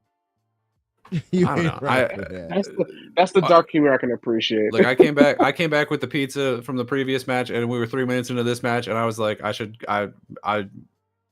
maybe I'll go to the bathroom too. I don't need to see all this. Look, I love AJ Styles, and like Logan Paul's really talented. Like he's really good. I just I hate having to say that Logan Paul's good at something. You know what I mean? Yeah. Right, Same. It burns me to say everything I said, but I don't want to see. I want to see it. You know.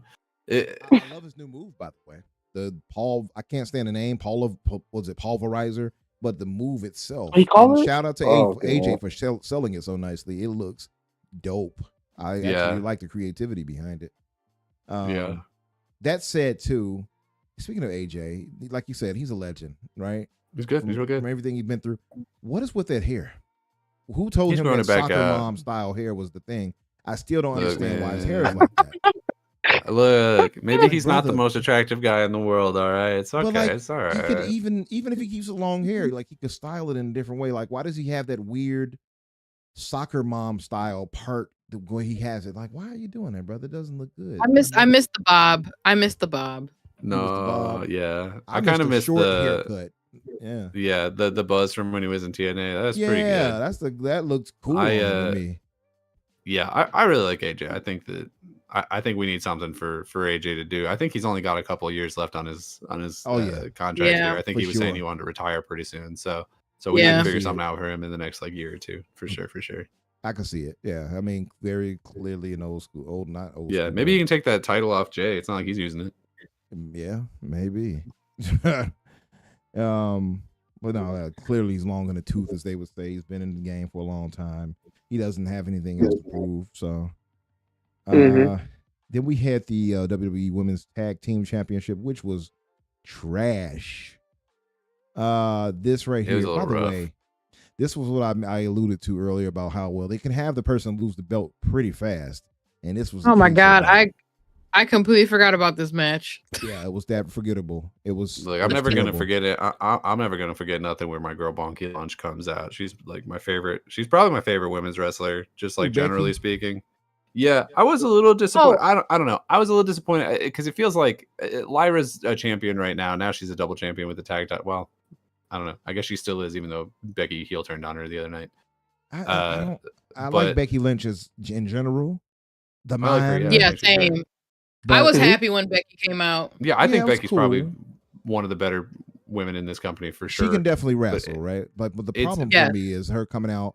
She just Yeah. got back, and then they have her instantly just win and squash Liv and old girls. Like, Liv Morgan. Yeah. right, but then they rectified it by them winning it right back Monday. It's It like, should what was have the at least purpose been- then? What was the point? It should have at least been Raquel that she pinned. You know what I mean? Because I feel like Liv, they were doing some work to like grow her into like looking strong. Right. Whereas Raquel, like, you know, you can pin her.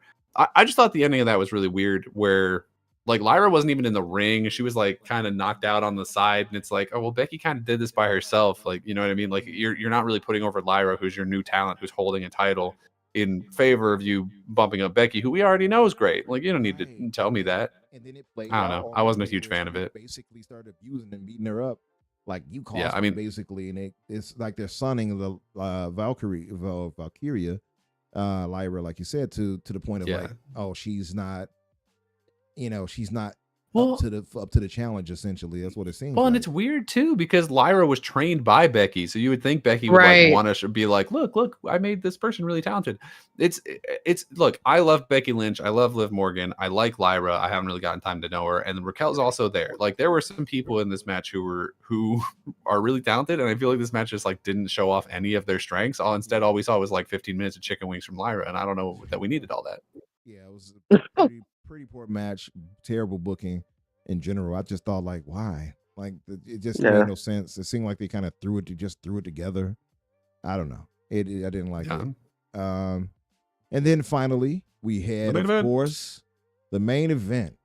John Cena, the undisputed champion. John God. Cena. This was Cody this was Rhodes, shall I say, versus disappointing. John Cena. What now? Very. Now, what did you all dislike about it? I guess I'll start with that. What about you, Santi? What did you dislike? I like the fact that The Rock made this whole big deal and he wasn't even there. His ass didn't even show up. That He was didn't weird. even show up. It was like, Show what was up. the point? They sent Oh, Travis you- Scott's ass down again with a title they ain't even recognized. Right. That man really thinks he is the hardcore champion, which I'm like, why are you putting this in his head? He doesn't do anything. Yeah, Like, don't there know. have been I'm other part of this. celebrities who wrestled. doesn't He's even not work doing here. anything. He said, "That's what you think. I'm part of this damn company now." He got the But it's old like- hardcore Right, belt. I'm getting my album, my song played as Right. part of the fit. I'm getting, getting the Fiend. check. Fiend, right? You gonna see me up in here. You Right. gonna Like, see you me. had this whole Goodbye. thing with The Rock and selling me your soul, but he didn't even show up. So it was like, what was the point of him I then? don't understand. Or better that yet, there's either. even no follow up with him about what happened Right. and why, It's what his so response was to it. weird. It's like just left in the dark. It could have been a video. He didn't even have to be there. It would have been better if he was there. If it was a video of him A expressing video his would have thoughts even about done right. what Yeah, would have been fine, but just radio silence. What are we doing? Now there I agree. Now what outside of The Rock not showing up, which was a part of the storyline, because I don't think anybody would disagree with you there. It's like, why would you have that set up with the whole "I want your soul" thing and John Right. turning and not be there? Even they had merchandise for The Rock showing up at the Vegas, by the way, and he wasn't there. It's like, what? Why? So my question to you guys, aside from that, because we know that was a failure in that way, what about the match itself? Did you all feel the match itself was okay? It was, for the most part, I think it was fine. Like it Yeah. didn't feel like a WrestleMania main event. It barely felt like a No. WrestleMania match. But I think it was like a fine match. Like I wasn't upset about it in any particular booking way, I guess. I'm glad that John Cena won. I think that's the right decision for his farewell tour. I think that makes the most sense, like narratively speaking. Sure. And also, like, I feel like a lot of people are just kind of bored of Cody right now, which is fair. Mhm. They My very God, clearly people are. were people were but yeah, bored like with Cody by Royal Rumble. Yeah, they yeah, were, but like You could hear the them booing. match, yeah, the match itself was just kind of like there wasn't really anything that was super exciting about it. And then like the Travis Scott thing was weird. I didn't care for that. Yeah, I don't know. I didn't like that I either. didn't mind him coming out. Some people I know like, why is he there? To me, he's like the Dennis Rodman of the NWO in this situation. And it's kind of Yeah, like, but Dennis Rodman's ass went to North Korea, so hopefully Travis Scott's a little bit higher on the list than that. But that said too, like, I didn't think the match itself was bad. I just thought that a few changes would have made it that much better, because it felt like John didn't really take Cody seriously. It felt like he was just like, this is nothing. And then he was Right. smirking throughout the whole thing, like, right? Very clear. It felt like Cody yeah. was definitely working harder than John. It did. It really sure. did. It felt exactly Yeah. like that. Mm-mm. And so Dusty says the main event of night 2 could have been saved if Cody kicked out. Yes, let Cena win, but the timing between the belt hit and the ref counting was way too long. We need another 1 to 3 minutes. You know, that's fine too, but there were enough FUs That's done by probably that point. true. I say FUs, I'm going way back. The attitude adjustments, whatever you want to No, call it. they called it that in this match. They called it that. Did they call it the FU? Yeah. Now he's a heel again. They're calling it that. Yeah. They're not calling it That's true. They really did. They called it the SCFU. Did they? They did. Yeah. Oh, okay. Michael Cole called it that on commentary. Oh, hey, Yeah. I'm all for it then. The FU, which I thought was stupid to change anyway. It's not like whatever. Anyway, the super FU looked badass, by the way. That angle from that angle, I'm like, that like it hurt. That looks pretty devastating.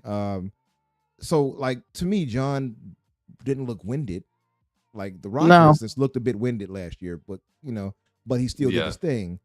John didn't look winded to me. So, but Cody was still like, if it did feel like he was doing most of the work, I will still say. But it felt effortless for John, and I wish they would have more or less made it more of a struggle to, for Cody to not just have him kind of get beat up more or less. And I'm glad he got a bit of a revenge on Travis Scott, by the way. That's why I didn't mind that, because he had to get that receipt back, even though that wasn't a receipt. Clearly, because he could have really hit him in his mouth to solidify revenge. Yeah. But I will say I did kind of like that bit. The he like goes for the punch and completely whiffs it, and Cody's just like, come on, bro. Right, like, what are you doing? what are you doing, man? Yeah, like, just like, come on, bro. Yeah, that was funny. I didn't mind that. Yeah, that part was cool. But yeah, I don't know. Like, I feel like a few things could have been done differently, just as for maybe the arrangement of how they did the fight. I don't know. I think though The Rock not being there definitely left an impact for most people, because it was like, why did It to not just show up? a huge hole in the plot. Huge. Yeah. I mean, to be honest, because he did that thing where it was like he like counted off 3 fingers, and I was like, oh, so like who's the third guy? 'Cause I guess it's Travis Scott at this point. But when Stone Cold was coming down, I was like, oh, is Stone Cold the third guy? Is that what we're doing? Is it's just this like axis of like the biggest names of all time in WWE? Because like that'd be pretty cool. But then no, he just came out to run somebody over and say some numbers that no one really cares about. You know what I mean? Some numbers that are famously lies, because that's why they're not allowed in Texas anymore. But yeah, right. I was gonna say, I didn't know if I would thought that Stone Cold would be one of the third, I guess the 3 horsemen in this case. I wouldn't have guessed it, but when he came out, I was like, I would have thought that he would have interfered to help Cody, like, like maybe stop whoever came out too. That's what I was thinking. but that didn't play out that way. Whatever. By the way, speaking of Stone Cold, apparently he was offered $1 million by Logan Paul to wear his Prime, I guess, fit or T-shirt. I don't know if it was just a shirt, but to wear something from him advertising. And he said, Prime. "What? What? I'm not wearing that. That's the bottom line." But yeah, so he refused that for $1 million. So, He would refuse that. Why would he do it when he has his own beer that he's going to market? Stone Cold got his money and everything. Right, like he's straight. The man has dumb. money. He like I think he'll be fine. I don't think $1 million. No. No. Yeah, I don't think that'll do much for And him. this is why Logan Paul will be Logan Paul. Right there. There you go. Yeah. 100%. Like, dude, it's Stone Cold. He doesn't. You need him, yes, but he's not gonna do that. Like for $1 million, you gotta be kidding. That's the bottom line. That was more of a JR. You son of a bitch. You some bitch. My God. John Cena. But I do have a question for Danny. You were talking about how like they're gonna be fired. You know, they're gonna definitely get rid of people. Yeah. Would you be shocked if those people transition to TNA? Or would No, they I have mean- a chance to? I mean, a lot of the people that they let go end up going to TNA. I mean, that's where Naomi was for a long time. So no, I wouldn't be surprised by that at all. But I do think it will be. It's not going to be like, hey, we demoted them to TNA. Like it'll be, we release them from contract, and then a couple months later they'll show up in TNA. I think that's the most likely scenario. Okay. Because I'm like, they're buying up all these other, well, they're partnering up with all these other, you know, wrestling factions. It just would make sense Yeah. just to have them go over there. Yeah, I will say it is really, really weird to me because so they bought AAA, which is like sure, fine, whatever. Famously, when WWE buys another promotion, they usually just kill it. I mean, they basically destroyed UK wrestling by doing the NXT UK thing, and then they shut down NXT UK and just fired all those dudes. It was like, all right, cool. You know, same thing with WCW. Like they didn't keep WCW; they just took the talent and closed down all the rest. So I don't necessarily like when they buy things because they've historically done a really dog ass job with it. So if they do come out later and they're like, and we're buying TNA, I'll be like, bro, you gotta stop. Like we gotta stop this. But then also on top of that, they announced that like Worlds Collide pay-per-view or whatever. And they're like, oh, it's gonna be WWE, NXT, and AAA. And it's like, okay, well, those are the three things that you own currently. So they're gonna be working together. But you're already working with TNA. Why are they not gonna be there too? Like that's weird to me. Right. I think that's weird. Cool. I know that like I don't know if I'm TNA, I would be like personally offended by the way that TNA has been being treated by WWE because it's like they're putting their champions up to like work with WWE and they're like, yeah, you can work with NXT. Yeah, you can go over there and hang out with NXT for a little while. And it's like, no, like these are our heavyweight champions. Like these are the best people we got, like Jordan Grace, and then they just stole Jordan Grace, but whatever. And it's like, I don't know. If I'm TNA, it's like, it's not biting the hand that feeds. It's like this hand is just reaching in and taking my stuff, and I'm saying thank you for it. Like I don't think that this relationship is working out as well for TNA as they hope they would. Yeah, because like I was expecting to see more crossover matches. Like I hate the fact. So I just realized NXT that Liv and Raquel had a match over there. I'm like, why do you keep putting these pros against these like pretty much like high schoolers, like or like the college kids? Like, why are we doing this? Like we know who's gonna win. We know they're not gonna like they're gonna lose. So like why do you keep like I was thinking that they were gonna start having like champions go over to TNA and compete over there and expand that instead of just going to NXT and pretty much that's it. Yeah, it's weird. Like on some level it's probably good for TNA just to get the exposure, but I feel like the result of it has been pretty negative for them thus far, where it's just like, I don't know, like some of their biggest talent has just been signed to contracts with WWE instead of like working in sort of a, I don't know, like a collaborative way. It's just like, yeah, we'll let you work at NXT, and then if they're good enough, maybe we'll hire them. And if I was the owner of TNA, I'd be like, well, how does that help me? You know what I mean? They're like, that's the kicker. It doesn't. Um, yeah, So I was gonna say that's the kicker there, but like that's the kicker. It doesn't. yeah, But yeah, let's get out of here, y'all. I think we've exhausted it. this. Oh yeah, what would you all rate this match? I guess. What would you give it? Hmm. 5. Um, It's not. It's not bad. It's not great. It did what it was supposed to do, just not that well. Mm-hmm. yeah, I'll give it a 5.5, 6. I'm kind of in there too. Like, I think if this was a different pay per view, if this was like Backlash or something, then it'd be a Right. really good Backlash. But I think as a WrestleMania, this ain't it. Like, No. this is not getting the job done for me. Like, Yeah. it's 2 Like, nights. compared to You last gotta year, justify this 2 nights to me. compared to last Mhm. year, like no, this was pretty much a very underwhelming WrestleMania. Yeah, I would agree. Yeah. Especially compared to last year's. Yeah, If I had to rate this and I mean- match, I'd say maybe a 6 or 6.5 rather. 6.5 if not a 7. I don't think it was bad. I'd give it a 7. I think it was a fine match. I just don't necessarily think it was a WrestleMania quality match, you know? Yeah, that I would agree with. Yeah.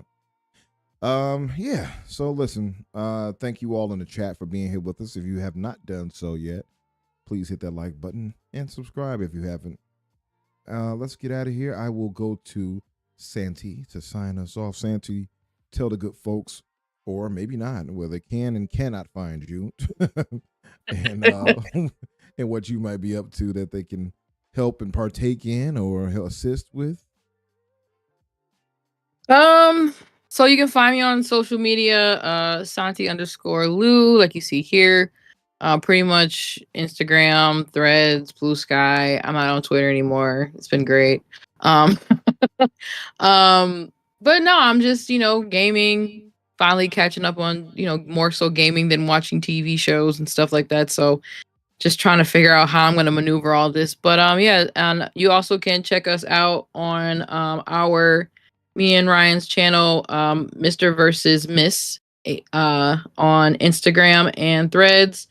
We pretty much just, whatever news we hear and we're interested in, we like to talk about it, report it, that kind of thing. So yeah, that's it for me. Yeah, well, that sounds dope. Thank you again for joining us. Really appreciate you. And Yeah, thanks for having me. Oh yeah, anytime. Love having you guys. And Ryan, my brother, thank you for joining us as well. Tell the good folks Yes, where they sir. can find you or not find you, and what you'll be up to. Yeah, you can absolutely find me on Blue Sky, Threads. I have my own individual channel. But also I have a shared platform with the missus for our Instagram and on Threads. You will not find me on Twitter. I'm no longer there. But definitely keep in touch. Connect with us. We like to share our geekiness, our relationship stuff, and just being us. And so you get to experience our journey. What better journey is there than that of friends and lovers, right? Anyway, I'm sorry for that. That was very cheesy. I'm sorry I did that. Anyway, Danny, You're good. I was trying to be philosophical. Danny, my good brother, tell the good folks where they can find you and what you'll be up to. Danny must have stepped away. Yeah. I was gonna say, did Danny get some pizza? Nope, I just forgot that I muted myself because I'm okay, there very you go. stupid. There you go. No, yeah, you can find me my new podcast Ready Set Replay on Spotify and YouTube. We are just put up an episode talking all about Dead or Alive 2. If you want to hear us go and talk about Tina Armstrong's butt, that was a major part of the conversation because it's a pretty good butt. I like big butts, and I cannot lie. It's a good one. She's a pro wrestler too. That's her fighting style. So I mean, it all fits in. That's what we like to call unity. That's what you did there. Thank you. Isn't her father more or less Hulk Hogan? Yeah, I think so. He has like a bunch of different skins, and most of them I think are supposed to be like rips of either what is it, the Paul from Tekken, not the maybe. Brothers of Destruction, like Hawk and what are they called? I'm thinking of Paul from Tekken. Paul / Hulk Hogan is what I get from him. Yeah. But anyway, we talked about Dead or Alive is the most recent one we just put up, and every Saturday we talk a little bit about pop culture news. I think this week we're talking about sort of our expectations for that Superman movie that's coming up in a couple months. So it should be a fun conversation. I'd really love to see some of you guys over there hit and subscribe. We're only at 21 subscribers because we are brand as new. So literally any support that I can get from anybody here in the chat would be very much appreciated. I desperately need your love. Thank you. He said, "Baby, Respect. I need your Yeah. loving." Or we're also watching Star Trek: The Original Series. So if you like games from the 2000s, Star Trek: The Original Series, or hearing me talk about stuff you care about, we got all of that. So please stop on by. He said, "It got everything you need. Come on, All in one through." place, baby. There you go. Your one-stop shop for bad opinions. The one-stop shop to drop. But yeah, so you guys, if you haven't yet, please consider giving Danny and Skylar a sub over there. The link is in the chat. I will also make sure if it's not already there. I think I did, but I'll post it in the description. Also, I still need to put you guys info on there as well as timestamp. So I'll do all of that tonight. Yeah, myself, of course, Infinite Umbra or Umbra Infinite. You'll find me either way on social medias. And Tuesdays at 12 o'clock Eastern for the Xbox Factor podcast. That's myself, Boomstick, as the host, Excel, Mr. Boom by other names, and Jamie Moran. And of course, here with me and Daddy on Thursdays at 8 o'clock Eastern. And Fridays, the Infinite podcast with myself. Risky for the Biscuit is the host. That blue number. And Spriggan, a.k.a. Dante Moody. Come by and show us some love tomorrow. That should be at 8 o'clock Eastern as well. And yeah, we're going to get out of here. I'm going to be playing me some more Oblivion. Trying to get through AC Shadows. Trying to play Expedition 33. Trying to finish up Indiana Jones. I got way too much. Like, damn, Xbox. Slow down. But it's a good problem to have. It's a good problem, exactly. So, but yeah, thank you all for being here with us. We will talk with you all later. You all have a good night. Deuces. Yeet. Yeah, right. Yeet. Fiend. No eat. Fiend. Right. Fiend.